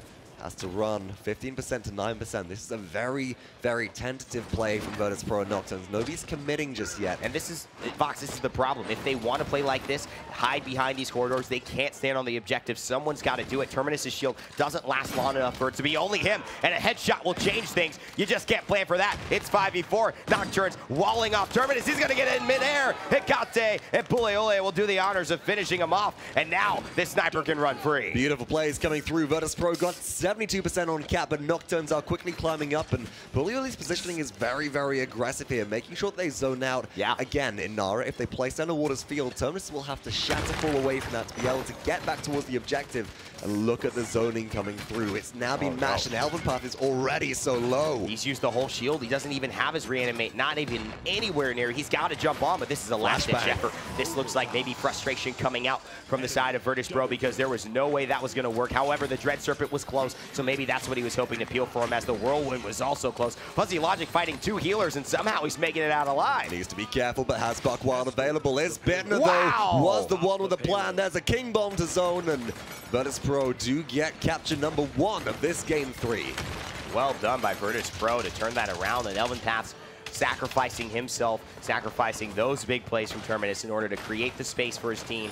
A couple of clutch ultimates come out and change. A really critical kill on the Etaceh as well. Isbittenner picked up a double in that engagement, which was very necessary. We wouldn't have seen this capture be quite so successful without it, but Nocturns Gaming, once again, they're trying to take momentum away from their enemies and doing so quite successfully. Still good headshot, puts Terminus in a decently low spot, but getting healed right back up, no problem. Resilience. Look at that slow. What do you do to that as Terminus? You just sort of bounce around. Stay there. Unless you do have Shadowfall, you're stuck. Yeah, I mean, that's the problem. It was designed that way. We talk about how these champions are designed, what they're intended to do. That Shadowfall is a high-risk, high-reward ability with a long, long cooldown. And when you're able to get a use of it, and then obviously someone's able to catch you out after that, you could be in trouble as Terminus. So it's a very mental game you have to play with your opponents. That's why eLvenpath is so dang good at it. He is one of our best mental players here in the Paladins esports scene, as Virtus.Pro seem to still get stalled out here. Oh, I like this focus, though. That's great from the Nocturns Gaming. They've got to be careful not to overextend, and they might lose a member in the process, but just removing Isbittenner, one of the primary sources of damage from Virtus.Pro's lineup here, is very good at just buying seconds on defense for them. Sizze playing well, finding a couple of kills here, and the Bomb King absolutely showing up more than we've seen. That wall was no good. Actually gets stopped by the payload that was pushing, and now we'll put that cooldown on cooldown. Be very careful now here as Nocturns Gaming. Virtus.Pro are trying to move into positions where they can maybe set up a crossfire if necessary and draw attention from one side to the other, open up a place with no shield for Isbittenner to start throwing axes out. And Sizze as well on Bomb King is certainly going to be a force to be reckoned with if they can maybe set up a couple of sticky bomb traps. I love the way that he's playing this too. It's a great angle. The bombs are dipping down. He's bursting them to half health before they have a chance. This is something that Buck does not want. He wants to take those in health advantage fights, and so far he has been on the back foot. Now, a nice axe there, but Fuzzy Logic responds right back. Shatterfall coming up from the Terminus, slows, but looks, he's the one getting targeted now after the aggression. The reanimate is available. I wouldn't expect eLvenpath to use it, the wall, to block it off and just dissuade the attempt. And that's a good defense by Nocturns. Boy, are they playing well. Pretty much what you would expect from Nocturns at this point. What they've demonstrated so far has been fantastic, and they do go into the next round with all ultimates available. In fact, I'm curious to really wonder why Sephicloud went so far as to use Hexafire in that conversion. It's very uncharacteristic of the rest of the team, and this is another one of those big kills from Isbittenner, just finding the Strix in stealth, knowing the map. That's so valuable when dealing with a stealth sniper. Grover's a little bit of our bigger champion, so he's got a little bit more leeway. Some of those hitboxes there. The axe was throwing you're throwing full-size Kinesses. Yeah, full-size Kinesses. It's a very, very dangerous projectile. Either way you slice it, if it really was a full-size Kinessa, that would be dangerous. Go back home and do a Doppler effect of try and run, just going past the microphone. It'd be fantastic, but straight to the objective. eLvenpath's going there again. Reanimate is ready. Oh, through time and space to start things off, but didn't find anybody. Swinging through. Does he have the bulldozer? We haven't checked the items in a minute, or at least I wasn't paying attention, but we'll see. He's going into those deployables as best he can. He's got the reanimate as well. The shield is down, but he doesn't need it so far. It's Isbittenner finding a kill on a Crimson. But first of all, Saadhak finds a great kill on the Sizze to open things up and put the Bomb King out of play. That also really just devalues the fact that, oh, hold that thought. Up comes Seismic, crash down goes Sephicloud. Maybe will the Dread Serpent save them? I don't think so. It kind of ends Isbittenner's life, and oh my goodness, Nocturns turn around. Oh, the Immortal keeps them all alive. eLvenpath, he's going to have to reanimate here. He may save it. Oh, and the emote is going to taunt him. Oh, eLvenpath goes back to base, but might expect with renewed vigor after that. You know, there's something just satisfying about the default emotes we have in Paladins. Sure, there's some special ones in the VIP store. If you like busting out the Grok slide, you certainly can, but There's nothing better than a good old cackle in the face of your enemy right now, and Nocturns Gaming have evened up capture. They've got to be careful of King Bomb, though, and Crimson has been evaporated. They lost the healer. That's a big problem, and working with that solo healer is what has kind of plagued Nocturns thus far. Virtus.Pro, 87%, 90 and counting. Fuzzy Logic maybe the only one there, but he goes down. Overtime. And it looks like maybe Virtus.Pro will have the last laugh. I think someone can charge on there, but they're going to give it up. There's no real need to at this point. You know, Nocturns made a good enough defense previously that I feel like engaging that point is just allowing Virtus.Pro an easier initial push. There's 2 minutes and 20 seconds left to hold at this point. And Nocturns Gaming, rather than engage and then be stagnant and allow Virtus.Pro to push sort of 5v4 for a little while, they'll go 5v5. They'll be able to stall out earlier in a safer position here and try and get a better early advantage, but Sizze is taking that away from Nocturns. And again, eLvenpath, that smart save of that ultimate, allowing him to still have it as a resource, and they have to respect that. That's probably why they didn't dive in, knowing that this wouldn't work out. Even if they were able to just barely do it, eLvenpath would come back to life after they'd used all their abilities and still be a relevant member. At this point, a little bit of a technical pause as we, I guess, give the teams a moment as well to talk about how this is going. I'm surprised Nocturns have been so mentally sound against such a high level of competition who have been doing it forever. For so long as well. I yeah. mean, Nocturns, potentially, if they win this, they'd have another set left today, and that's a best of 7. Nocturns could face with, say this set goes the distance, another, including this, 2 games afterwards. They've got 8 already, then potentially another 7. That is a huge amount of Paladins. That's a good old Cuscuity rank stream, actually, if we're talking about kind of duration. We know how long some of those go. That's difficult. That's what I'm saying. I mean, it's already, I sit down. No chat to keep you company as well. You got to deal with the same 5 people, and you got no rotation. You can't ban a teammate from chat. That's why you hope your teammates aren't jerks. I mean, you bring them to LAN, you got to room with them, you got to eat with them, you got to play with them, and sometimes in situations like this. But I met these guys, and you met them too. Very lovable people, very, very smart, intelligent guys that love the game, that have a passion for it, just like that entire community of Latin America. And, of course, those below North America, Brazil's included with that one. But Nocturns have a chance of doing something special. They do, and they made one defense already. I have every faith that as long as they play their cards right and play their positioning carefully, they might be able to do the same thing again. I am a little concerned that a couple of quick kills went to Sizze. If we don't see an immediate rebuttal, there could be issues there, and Virtus.Pro could start to find a way through this defense that has already been established. And as you mentioned, eLvenpath held Reanimate in the tanks. In a clutch situation, that could be used to just to drive a point on home. I think what's the biggest 2 things for me in this game are A, Sizze is having a lot of room to play. They're playing these initial aggressions very smartly, and Nocturns gaining by getting these defenses, not allowing the pushes, keep having chances. They're going to have 4 chances at this if this game goes well, to just do that objective fight right once. Now, Virtus.Pro, again, with Sizze doing well, that's a great sign of life heading into the rest of these matches, because you're going to need them. You certainly will. And as we do see the icon disappear from the screen, we may be getting back into game quite shortly, folks, so please do hold on here. Just a technical pause whilst we get match 3 back underway, and Virtus.Pro, will they be able to make the push? There's a big question on everybody's mind, and it's the number 1 seeded team out of Europe. Really cutting the mustard here. Yeah, already gotten very far. This is an aggressive push, and this is something that Nocturns didn't really allow last time around. They had a pretty decent hold as 5. But have let this payload get about 60% of the way thus far. A couple of axes from isbittenner in the background. I love the use of cover here, by the way, by Puleule. Just making sure they dodge as much damage from isbittenner as possible. But at some point, you do have to stop the payload. That means moving into eLvenpath's range. Shatterfall prompted here. eLvenpath could be in trouble. Walks into the Waters field, but getting a lot of healing throughput right now. Puleule is in trouble. Impasse will save their life momentarily. Both supports at that moment kind of helping their front line stay alive in this engaged battle, building up a lot of ultimate charge. So now everyone on the side of Nocturns and Virtus.Pro have their ultimates at 100%. Through time and space available for Crimson, he's been sometimes a game changer here. Not applying a lot of damage out onto the battlefield. Doesn't want to poke his head with that Grover throwing those axes. I really also just love as well what Puleule is doing currently. As soon as Tonus engages, Waters field goes down. The stack, though, is perfect. Bomb King just about survives. Fuzzy Logic moves in, trying to clean up. Buck Wild is engaged. The freight train has left the station. Right on cue as well. I mean, Crimson sees the moment, and they do not hesitate. And this is what I'm talking talking about with positioning from Fuzzy Logic after they got low. I said, oh, shucks, they didn't get him. That's where you got to be. But he was right there, picked up 2 and eventually 3. So Fuzzy Logic continuing to be an impressive buck. 3 streak right now, Nocturns Gaming. 2 ultimates missing. Virtus.Pro sitting on all 5. eLvenpath has returned to the fight, and again, Fuzzy Logic retreats before the rest of the players come through, using eLvenpath as a bit of a litmus test there. With 5 seconds to go, this one will be coming into an overtime push. Do Virtus.Pro have the sustain to make it through? Etaceh kind of been more of a background rather than the main actor of this one. But center stage is still on Nocturns. Virtus.Pro here swinging eLvenpath, fighting for his team's hopes, as he always will do to the bitter end. He's got it getting low, and he's got the reanimate as well. We would expect him to probably save it as his healer and his damage dealer, Sizze, falls.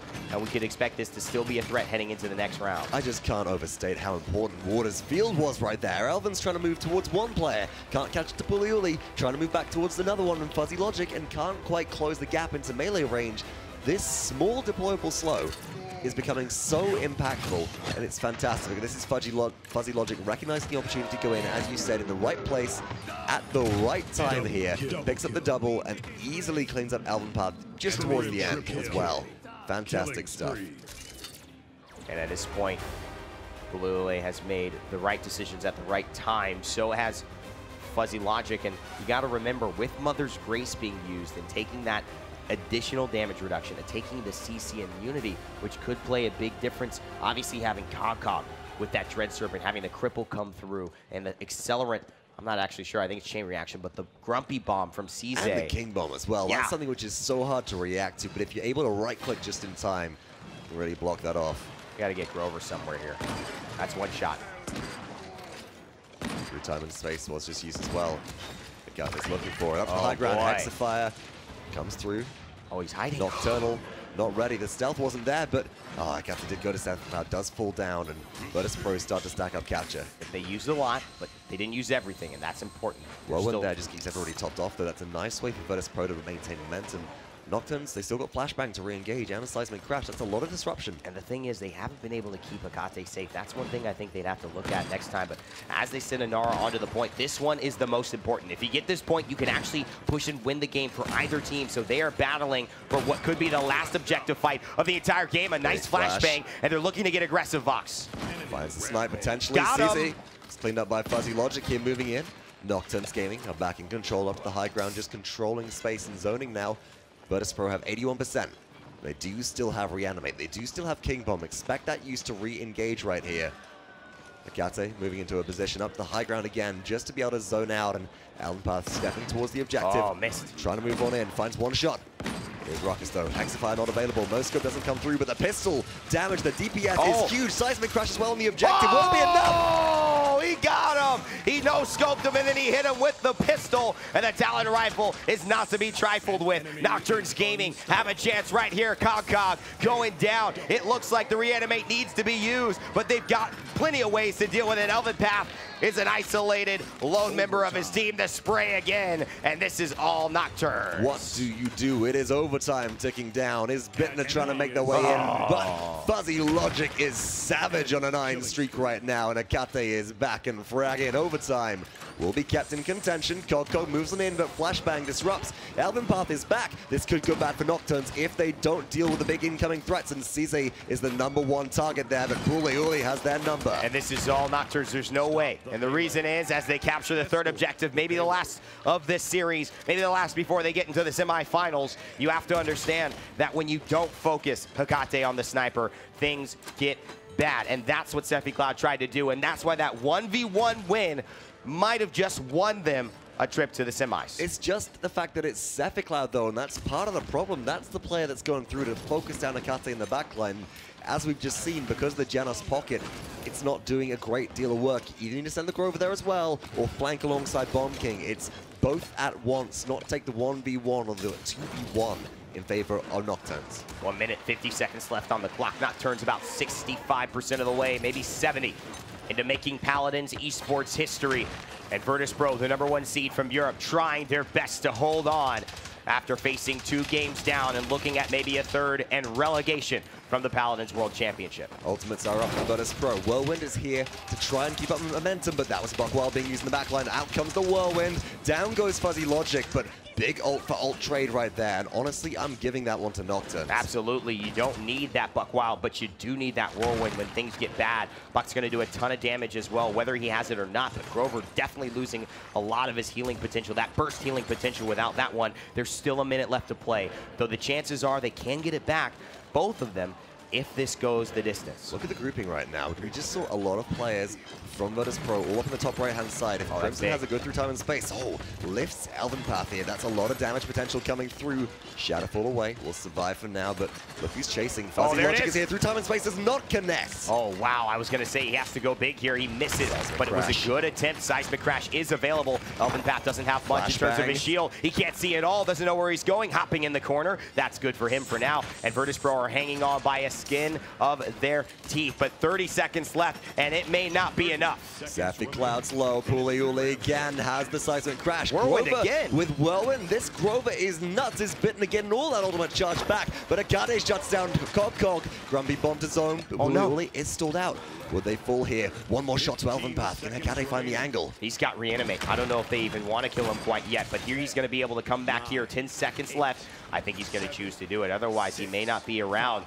No, he doesn't. So if they can turn this around, that's going to be a very interesting call to look at. Oh my goodness, there we saw it. Dread something goes. Immortal in response. Seismic Crash throwing up the high ground just as Sephicloud exits the Hexafire. All of that damage from Virtus.Pro has been mitigated. Sizze is trying to keep the Team Dream alive, and one more bomb will send Puleule packing. This is the cleanup that Virtus.Pro needed. There's the triple for Sizze. 3 in a row, and that should be enough. Virtus.Pro hold on. At 16 minutes in, we are tied up 3-3.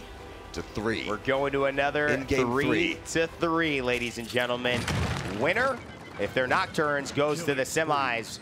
Loser, in that case, goes home, and that's Virtus.Pro. Sizze stepping up big at the end with a triple kill, but I don't know if that will be something that is consistent amongst these objective fights. He needs to step up. The sub, replacing Simslu, the MVP of the last Paladins World Championship qualifier at PPL Fall Land. This man has a lot on his shoulders to carry. They certainly do. Would it be funny as well if you had a substitute coming back in making the MVP plays, as honestly Sizze has been at times, especially with Bomb King. Yeah. Really bring them back in. 14-8, what is that line? It's been though, 8-8-8. That's great, mate, but it's not winning the game right now. And from the Grover player, one of the best players in the world, if not the best player in the world, according to eLvenpath at least. Well, what's going on with Etaceh? That's the important thing right now, Vox, because the sniper has obviously been the one that's been targeted. Are they sending the ruckus? They haven't yet. He misses that ambush shot, and that's a lot of damage. Misses that 2 rare ones from Etaceh, and now Isbittenner sniffs him out. eLvenpath still has to reanimate. Can't grab Sizze quite yet. Good void grip as well. Crimson is going to maybe force something from Elvin, but I think he's going to hold on to it. The fact that Etaceh has now only just taken 2 axes in a row, dodged all the other shots, is magnificent. This is exactly what Nocturns are needed. Oh, through time and space. Not finding anybody. Virtus.Pro tentatively stepping around. Whirlwind just used to burst Sizze back to full health, trying to re-engage. There it is. The King Bomb. 66% and counting. Nocturns Gaming are 34% away from being able to move to the semis, but Virtus.Pro are not done yet. Fuzzy Logic, though, finds Sizze. That's a good start. And now, with the Dread Serpent, it seems like if he can go down, they may have a chance, but VP can't find the flanker. Flashbang came down from Etaceh. The sniper shots rain in. He's got to use the kill. Reanimate. It's got to come through. He's trying to wait until that shield might go down and everybody scatters. But Nocturns Gaming, they split apart, and eLvenpath is once again the focus fire. Deep in the backline, look at Fuzzy Logic, looking for CogCog there. Might be able to find the shot, but no, Isbittenner answers back. Oh, and there's the Seismic Crash. Who does it stun? What happens in Aura? She's put in a bad spot, but eLvenpath, if he goes down, it's important. And Immortal saves both frontliners. Will it buy enough time? The Hexafire cleans them all up. Virtus.Pro look like they may have just turned the tide, kept their hopes alive, and the #1 seed from Europe doesn't look like they're going anywhere anytime soon. And Nocturns Gaming played that so well. There's one last shot. It's Fuzzy Logic on the objective, trying to keep this one and put it into overtime. The shots come out from Etaceh. Isbittenner with 1, but Inara is back on the objective. Puleule, can they withstand? One more shot is all Etaceh needs onto Isbittenner, and the damage is good. Overtime is ticking through. Damage space does not connect. The damage didn't come through, and that was so necessary there. He needed that. That would have changed the game. That might have won it for Nocturns, but Virtus.Pro stay in. Woo! Very close. Just about. Just about. Wow. And that ultimate, slightly to the right from Crimson. My God, that would have done made it. the difference. That would have been a double kill. That would have been an isbittenner, Janos through time and space. And that would have been one which is really, that's the highlight reel for Nocturns. And I think, you know, it is a game of inches at this level. Nocturns, Virtus.Pro now have the luxury of kind of taking a little bit of a break and possibly going back to the desk to talk about this one. So get their heads cool, understanding that it is not over yet. Still more action to be played. What a great set. And one player really stands out that game. Sizze on Bomb King. Yes. Substitute turning up in the moment, in the hour that we needed them to, more than anybody else. You know, isbittenner was having such a difficult time dealing with Etaceh. It was up to the only other damage dealer on the team to be able to make the Bomb King plays necessary to do stuff like this, shut down fuzzy logic, and then look for more in the distance. Oh. I mean, it's just so clinical, the way he was finding that chain reaction bombs and trusting himself on that first stick and the second find. I just love the way that Sizze stepped up. We said he had a lot of weight on his shoulders, and boy, he's probably looking buffed out after this. That kill also sends a sticky bomb trap onto Janos, turns one more bomb onto the low health Etaceh, mid-air detonation, and the trap blows up as well on Janos. Just little things like this. It's pretty impressive the way that they're continually kind of going about keeping themselves in it. You always have a feeling that no matter what happens, Virtus.Pro have a chance. And that's what we saw, stolen away from Nocturns, so to speak, but still keeping their European hopes alive. Let's send it back to the desk and see what they have to say about what's unfolded thus far in this amazing set. Well, it took them 5 games, and Nocturns finally lose one. VP have taken one on the board. It's there, but Nocturns, they certainly are not to be taken lightly. This is insane. I can't believe that this is what's going on. Welcome back, everyone, to the Alienware Analyst. I'm Golden Boy, along with Beast and Goremizer, and we have to break down what we've seen so far here between Virtus.Pro and Nocturns Gaming. Nocturns Gaming come out of the gate swinging, riding off of that momentum that they had from the victory against Kanga, taking Bright Marsh 4-0, and Etaceh on Lien. Awesome to see him bust that out, continuing Bees to prove that he is a damage powerhouse. Oh, absolutely. It was interesting you said, like, he said that maybe he didn't feel comfortable taking the Lien. Maybe it was the bump that he'd had, the confidence boost of beating Kanga that kind of allowed him to have the ferocity that he had on the Lien, which was very impressive, I must say. Yeah, and it was kind of shocking to see Virtus.Pro go down 4-0 like that. Yeah. I mean, #1 seeded team, one of the better, or if not the best PPL squads out there. But yet, here we are on Bright Marsh, and I mean, this is not as Nocturns Gaming world. We're just living it. I think it really helped as well. I mean, they went from Bright Marsh to Bright Marsh. Like, they were just hot off of another win on this map. So that's true. Being able to come in, they're fresh. They don't have to worry about readjusting to any other area. They're just like, we know what we're doing. We can go ahead and get into it. And that really worked out for Etaceh and Fuzzy Logic. Both of them just able to step right back in. Fuzzy Logic back on the buck once again. So just being able to continue having that effect. And bear in mind, though, Bright Marsh was Virtus.Pro's pick. Yeah. So that... interesting, because you just saw this, right? I mean, I think you're right. Yeah, we ended in Bright Marsh, which was the pick of Kanga, and then VP decided to do the same thing. So probably just more of a comfort pick for Virtus.Pro than anything else. It is a great map indeed, especially with how the draft kind of panned out there. But anyway, going over to Frozen Guard now, this was a grueling slobber knocker. I get to use it this time, not you, Vox, of a game between NG and VP. 3-3. Yeah. They managed to convert, get that 4th point on the board. But despite it, though, Sephicloud got the Ruckus, which is what he wanted. And you were talking about this before, Bees, that he likes playing Ruckus. It felt like Nocturns tried to ban out Elven in the banning phase, when, in my mindset, it would have been much smarter to try and ban out the Ruckus and take that away from Sephi, who's just so precise and so good with the Ruckus, like his ult management and everything with it. He's a fantastic Ruckus player. Now, Gore, what was it that gave Nocturns the upper hand in that match? I mean, it was actually really interesting, because going down and towards the end of the game, they were they had really strong moments, but every single time they could kind of push forward, you got the retaliation right back from VP. And there was just a really, really big issue I had with Virtus.Pro was at one point, it was the point right before the very end, but they killed off Nocturns. They could have closed out the game had they been able to do this, but they wiped them all fast. Like, no one was sitting on the point. They weren't gaining any percentage. They get a full team wipe, all respawning in just a few seconds, and then they start getting on the point. Then they start trying to trickle it up. Then they start trying to capture, and by the time they were at 50%, all of Nocturns is back and ready to fight. They were able to kind of turn that around. That's what brought it to that 3-3 moment. And at that point, you kind of lose a little bit of your confidence because you're like, we had this. Yep. Yeah, those rare mistakes. Very rare, especially with a team. Especially like with the Ruckus as well. He's so good at zoning on frozen guard. It's why he wasn't out zoning them, stopping them, getting back to the point. Yeah. Would be a big issue in that. We did see that, as a matter of fact, in the Kanga game, I believe. Yes, Yeah. in game 1, we actually did see the Ruckus from Saadhak actually zoning out Kanga. For really nothing they could do, and essentially they were just raining down bullets down key choke points that dismounted the players from their mounts, from their horses, so they could not get back into the fight quick enough. That ended up happening this time around, just too late. Too late. But in any case, that led to Nocturns Gaming getting the victory.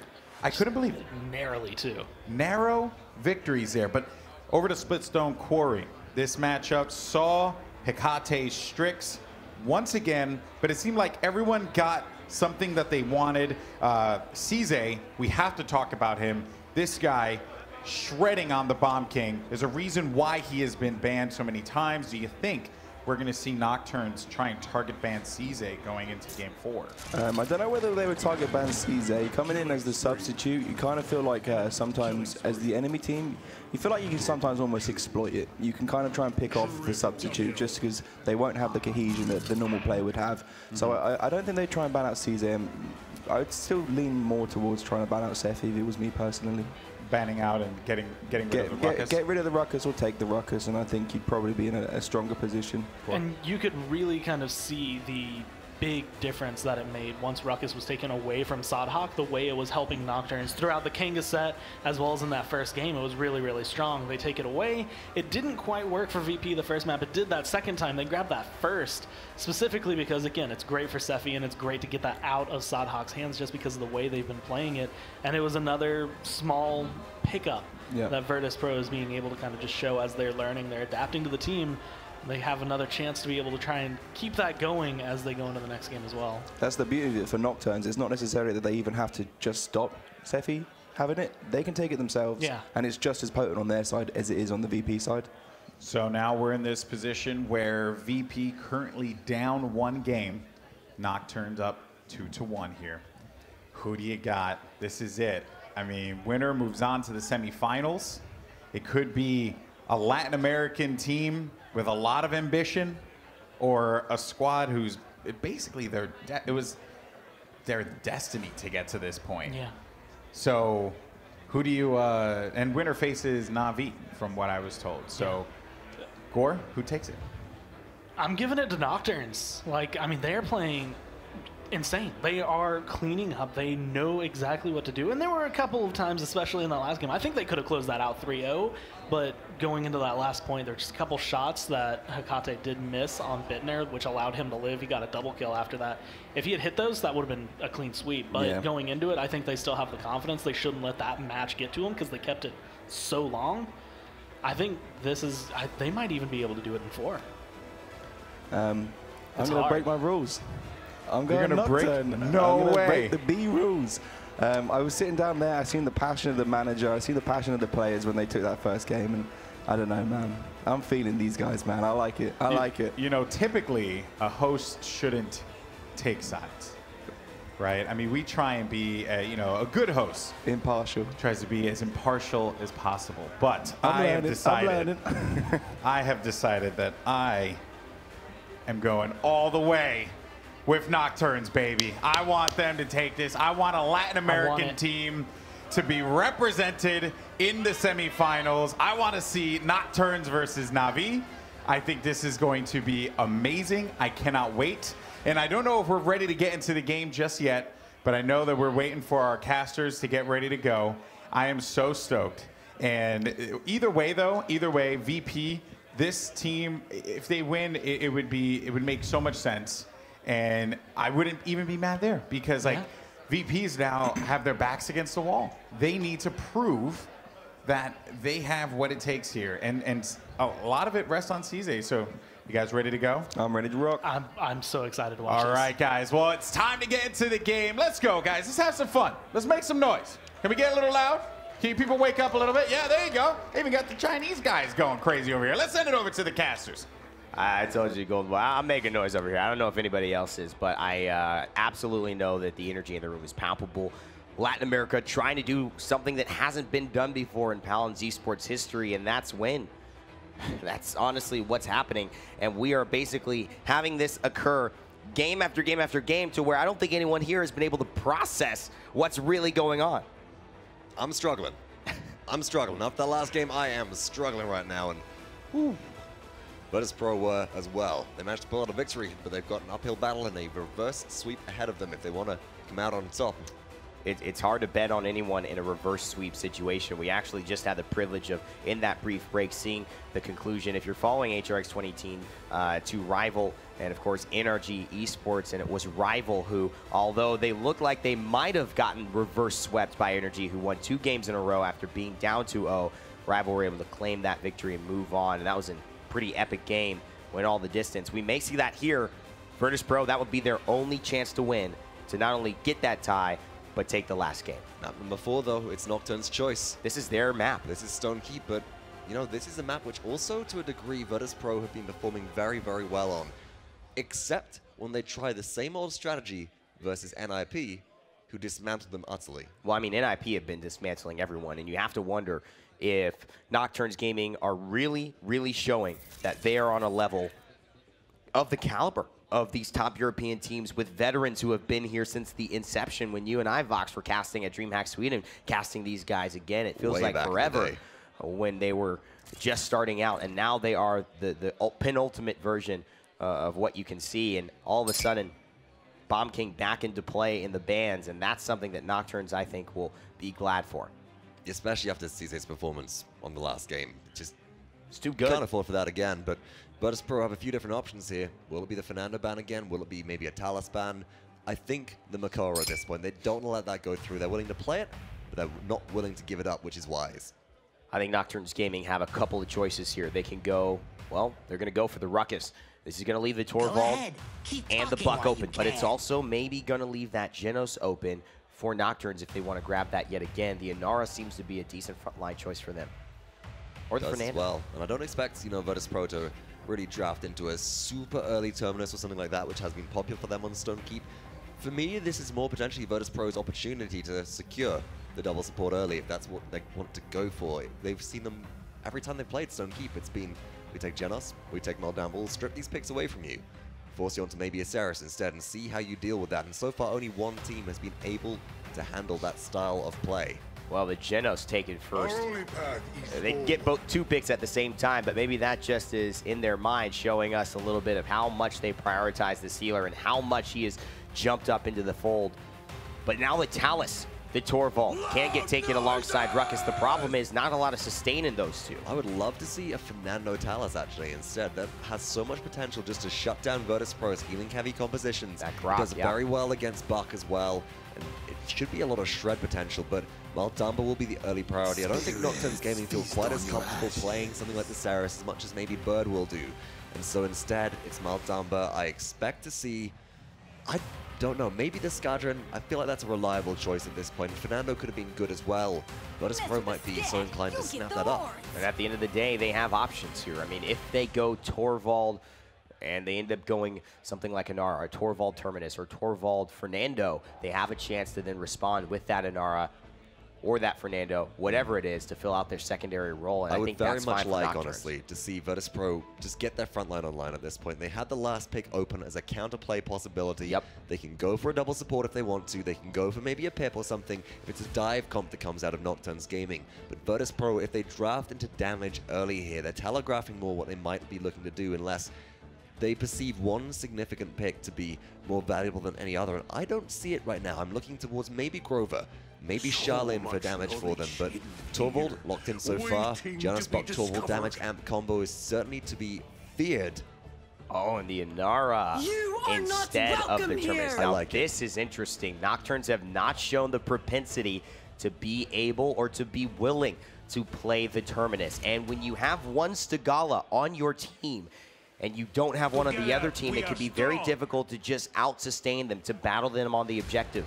The Fernando comes in, but with Antediluvian on Talus, maybe Nocturns feel like they've got that handled and being able to bring down the Stone Warden.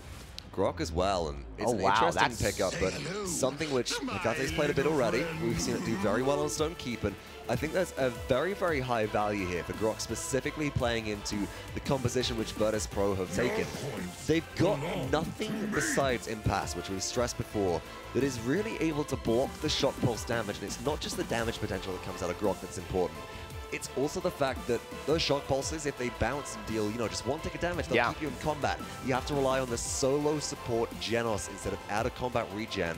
And when you're trying to put a lot of healing throughput onto an Inara, it's not like Maldama where you have multi-target healing. You are just relying on cooldowns. I mean, Torvald is a walking deployable, it feels like, when you're playing as Grok, and Inara has two. But one of them you can bounce off, and she's very stationary. These two frontliners don't have a lot of mobility to them. Very different against the counter that Nocturns has, with Ruckus and Fernando both being very nimble, so to speak, in the realm. It's Drogoz that I'm curious about. And Likewise. It's Drogoz that feels like it might be the deciding factor as we get ready for this map on Stone Keep. First of all, who on Virtus.Pro will play them is a big question, whether it will be Sizze, or whether we'll maybe instead see CogCog go back to their roots, and it will indeed be Sizze picking up Drogoz as the legendaries are locked in. And no surprises there, Maelstrom for Hecate. But looking at this, potentially surprised to see the Fusillade on Sizze instead of maybe something like a Combustible, looking for the direct impacts. A lot of trust into the sub, but he's proven it.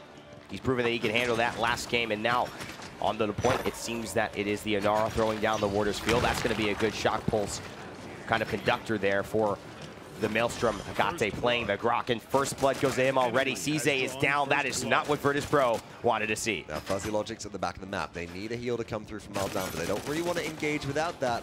We're going to travel down as well. Nice relocation with Blitz Upper here, and capture is going in favor of Nocturns. They've got to be very careful. The Inara returning, and Nocturns wisely give up ground here, but they're losing high ground control, and versus the Drogoz, that's a dangerous thing to lose. The important thing, too, is the burst. There's not a ton of it on the side of Nocturns, but there's so much on the side of Virtus.Pro. So if Sizze can get going, it's a big win condition for them. Nocturns have to play as a unit and play so succinctly. It has to be without missing any beats. Without missing a beat, Crimson is able to dump a heal down onto Hecate there. Should get one to Fuzzy Logic. Nice. He's going to try and re-engage from behind. Keep your eyes on that flanker. Sephicloud, though, finds Hecate. That's very, very big. Inara could go down here, though. Fuzzy Logic's looking for it. Can't find it. And meanwhile, Sizze picks up the perfect double kill. And that's Virtus.Pro really cementing themselves in this one. I think first objective's definitely going to go their way. 96%, 99, over to 100, and Virtus.Pro capture the first one here on Stone Keep against Latin America. Wow. And that was just... that was hurt. That was difficult because it was such a very close kill, almost onto eLvenpath from Fuzzy Logic's Talus.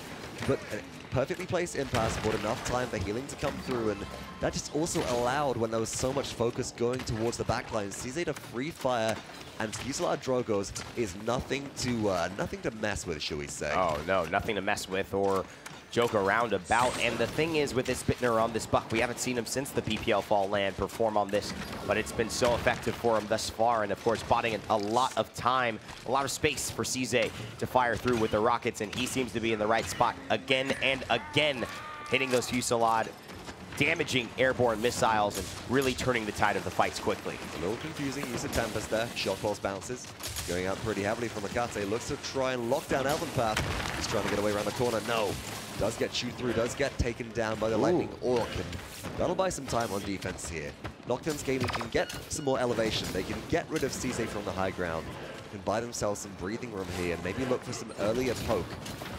And good stuff from Virtus.Pro and keeping this up. They're about 70% of the way through. Nocturns on the defense. Vox, what do they need to do to really break through this hole? Well, the thing that I'm seeing from Nocturns is Nocturns struggle with verticality right now. There's nobody who can go from low to high, and that's what two members of Virtus.Pro really excel at. If Nocturns gaming can get forced down to the low ground, and isbittenner, for example, can get up to a high position, protect their Drogoz, it will be difficult for Nocturns to respond. That's exactly what we're trying to see forced out.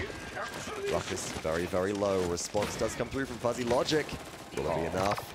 Isbittenner kind of 2v1ing here, and that recovery is just so good, and he finds a couple. Sephicloud and Sizze find a few more, and that's all of Nocturns Gaming back to base.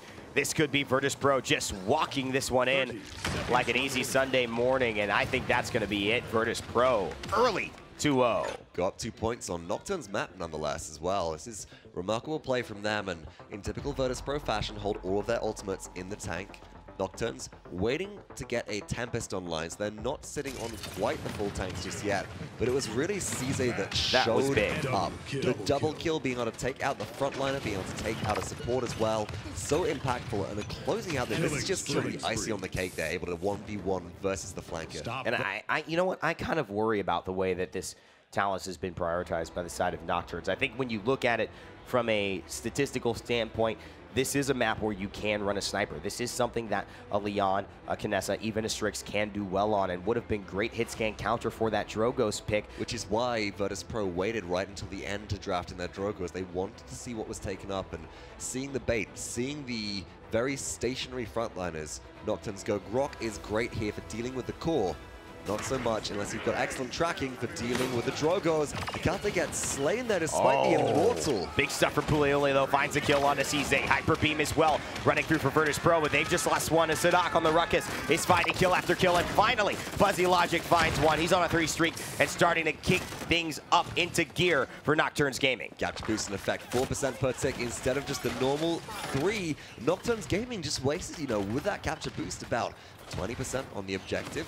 So far, they could have been around 50 by now. They're gaining some at this point, but eLvenpath has returned. Virtus.Pro respawning, looking for a way to find their way in. eLvenpath takes a lot of focus fire, but look at Puleule. Fernando is in trouble. Talus is in trouble. Got to retreat here, otherwise the engagements will start. And this is good. The aggressiveness from Etaceh needs to also turn into defensive utility, and that's a great healing totem that allows his frontliner to stay healthy. And eLvenpath's in trouble. There's the Dread Serpent coming through, and it's going to throw away a bit of the buck damage, but Puleule able to answer onto Sephicloud, and look how low eLvenpath is. He's got to be at under 100 health, but he's still alive. Trade for trade so far. eLvenpath's impasse reduces the line of sight, stops him from dying, allows the healing to keep on coming through. CogCog's trying to engage, misses a lot of shots there.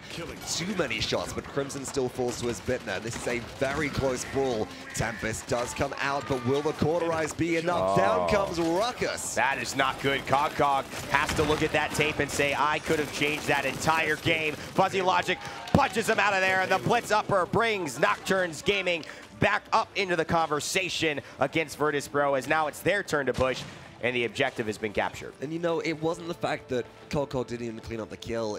It's just the amount of time taken, right? We saw Black come in, Isbittenner did manage to get the kill on the Crimson, but it's an extra second. What would that extra second have brought for Virtus.Pro if they're able to swap targets faster and maybe deal with Etaceh and Tempest was getting burst down very fast, but managed to stay alive. One extra shot might have done the business. It's so odd, and I think Etaceh was so important. We talk about his numbers, and I'm sure if you even looked at the damage charts, they would be extremely, extremely high right now in this game. But Etaceh is doing such a good job of switching on that mentality of I'm offensive, I'm trying to create plays, and then I'm defensive, I'm dropping my healing totem, I'm going into the Tempest to keep my frontliners alive.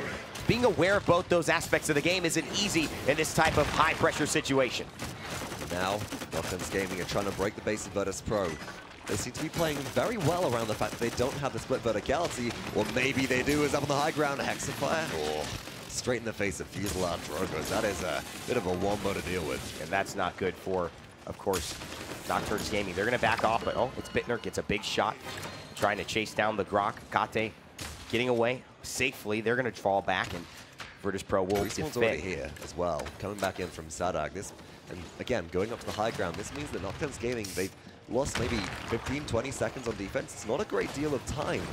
Fireball to the high ground doesn't connect. Halo's starting to move inches further forwards, but inches might be all the Nocturns need. Will Virtus.Pro commit here? Immortal is ready. Nocturns, they could engage. Nocturns here trying to find one. Good fireball as well, and a nice dodge. Gets out of the range of the Fuselage. Now can take an angle onto the Drogoz, who's mid-air. Blitz Upper. True Power finds Saadhak with another kill onto the Dragon, and they don't need the hit scan. They've got it in the Ruckus. Give it to Saadhak. He's going to carry you through. Nocturns Gaming tie things up. 2-2.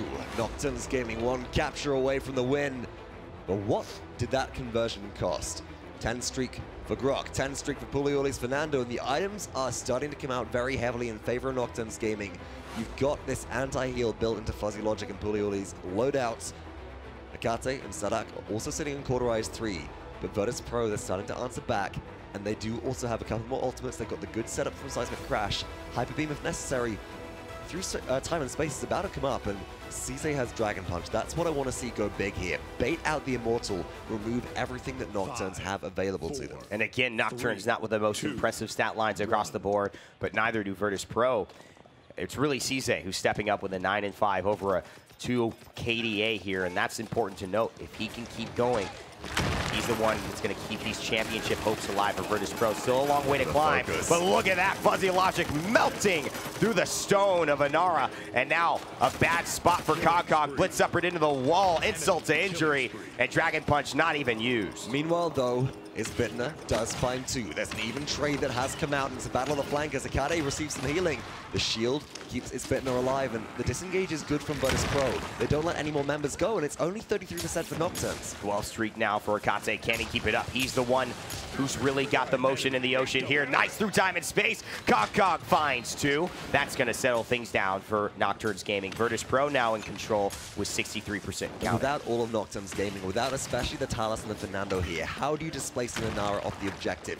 You can contest, certainly, but as soon as you do, Sephicloud is sitting on a Hyper Beam. Yeah. 93, 96, but the focus is really good. Saadhak is here, and now the burn comes in. eLvenpath goes down, Dragon Punch to retreat. Takes a lot to send a Dragon Punching. Drogo's running away in fear, but Saadhak's Ruckus might just be the thing that does it. Sizze falls as he runs into Fuzzy Logic's Talus, and now another advance coming through from Saadhak. He's got a Hexifier to close this out if he wants, but if they're smart, they're gonna save it. It's CC immunity, so he doesn't get Hyper Beamed away, and he finishes off eLvenpath with an emphatic win, and they take the third objective that could turn into Latin America, going into the semis for the Paladins World Championship. And Virtus.Pro looked like they had that in the bag, but again, Nocturns pull out the surprise, and where does it come from? It's Ruckus, it's Saadhak, certainly. It's positioning, though. That's what it comes down to. It's the way these players are traversing the map, appearing exactly where they need to be, and finding priority targets that otherwise would be left unchecked, be left surviving. Nocturns, no Paladins. They are Paladins right now, and they are ready to bring this one home with one more conversion.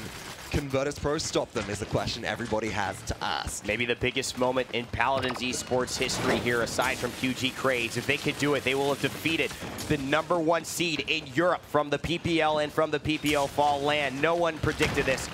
But of course, Virtus.Pro with a sub aren't fighting maybe at their best. Nocturns certainly are firing on all cylinders. 1 minute and 25 seconds left for them to push. They are 85% of the way. One big kill here could do it. He goes into the back line, but he actually Rune of Travel's right back, doesn't like what he sees. I think that was a wise decision. 1v3 could have been Void Crypt in place and just smacked immediately. Seismic Crash comes through. Here's the wind-up. Virtus.Pro burn everything at once. They know they need the kills, and the ult economy does not matter. There's no ult management there. They just said, get it all out. We can't lose here. We cannot end our journey. This would be unheard of for eLvenpath and his team, who were the first place throughout the entire year almost. And now, looking at Puleule, they have a chance to get a breather because there's still 50 seconds left. Exactly, and that timer is so important.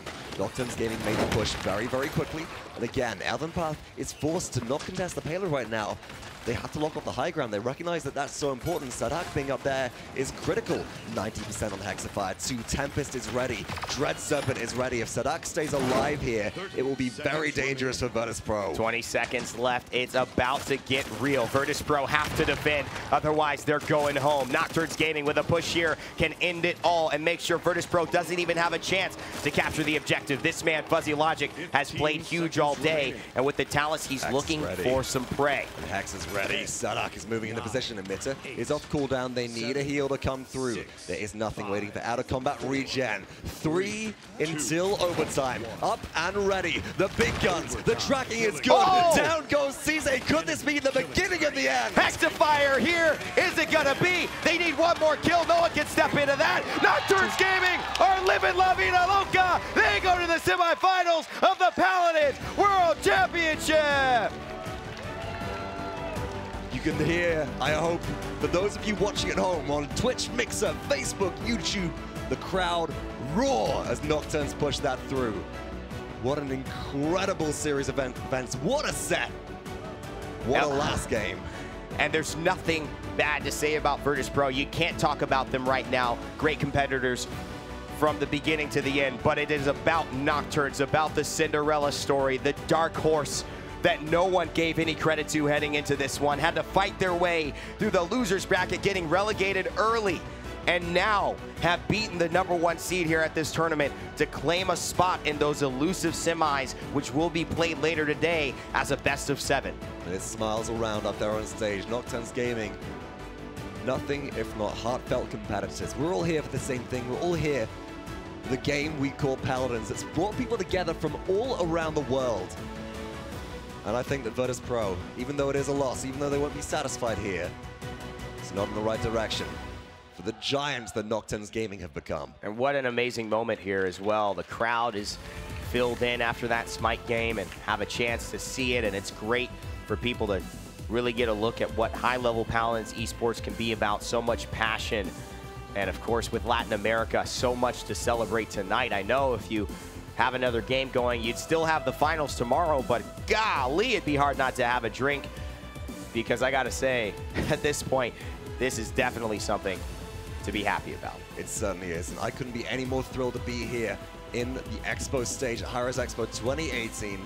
Evan, it's been an absolute pleasure and honor today to have these two sets back to back and to follow Nocturns Gaming as they do indeed, as you said, make it all the way through to the semifinals.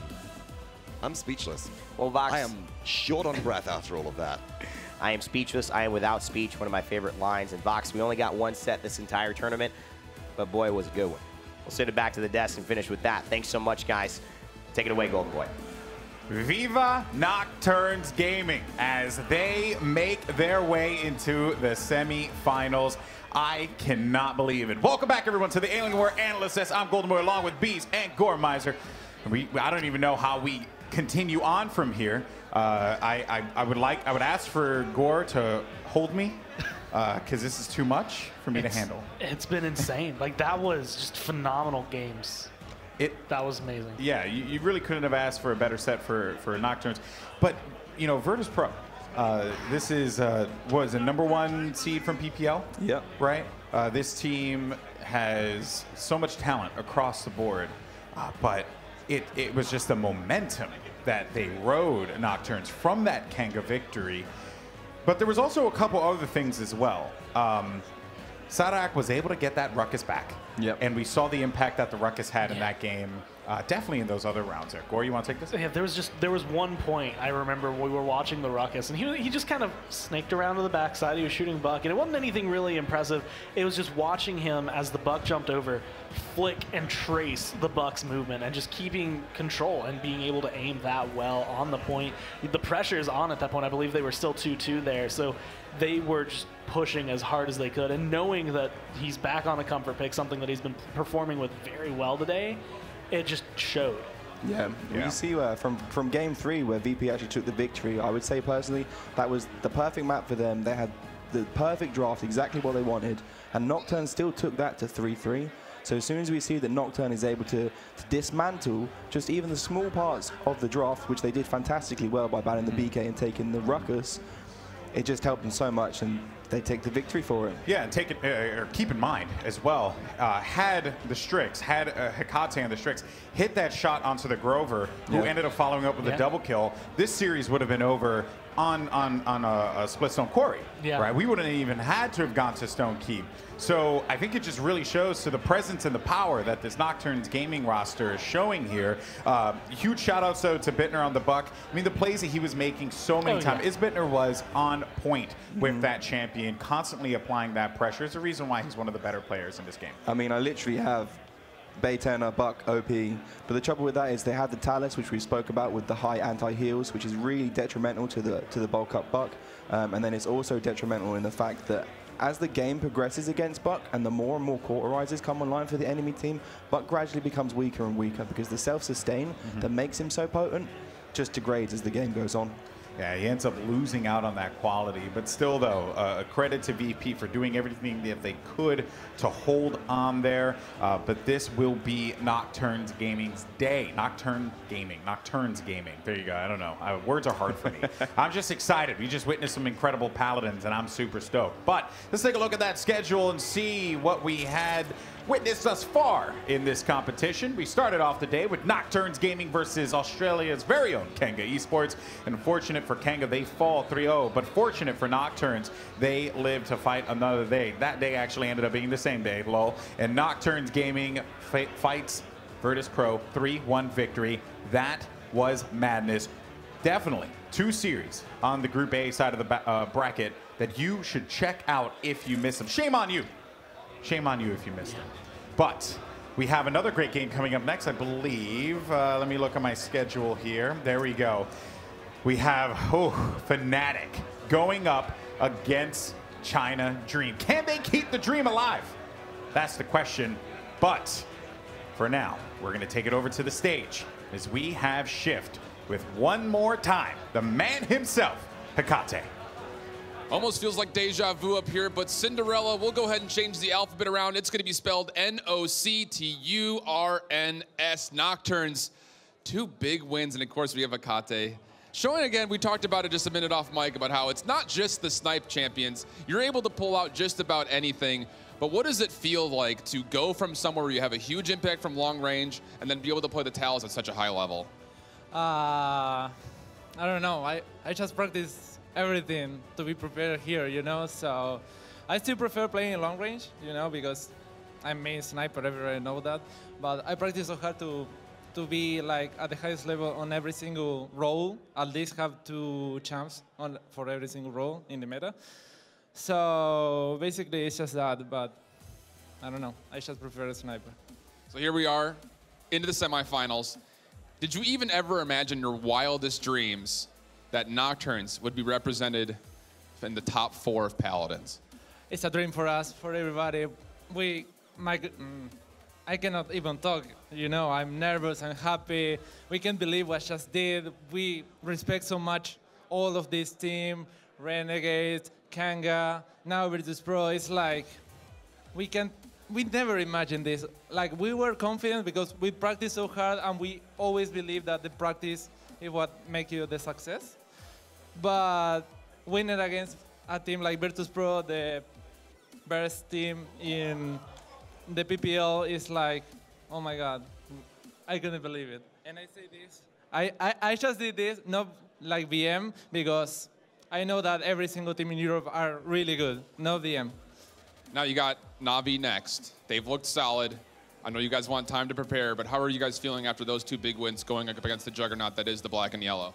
Like, if we could beat Renegade, Kanga, and Virtus.Pro, I think we can beat Na'Vi, definitely. Like, why not? Why not? We were the underdogs, nobody has faith on us, and we just beat all these teams, and we are confident right now because we prove ourselves standing against the best, and winning is like, we have the chance. We can win this Hi-Rez. Well, I'll give you some time to go prepare. Congratulations again. We'll see you later tonight. Buena suerte, amigo. And for all of you guys who have missed out, again, we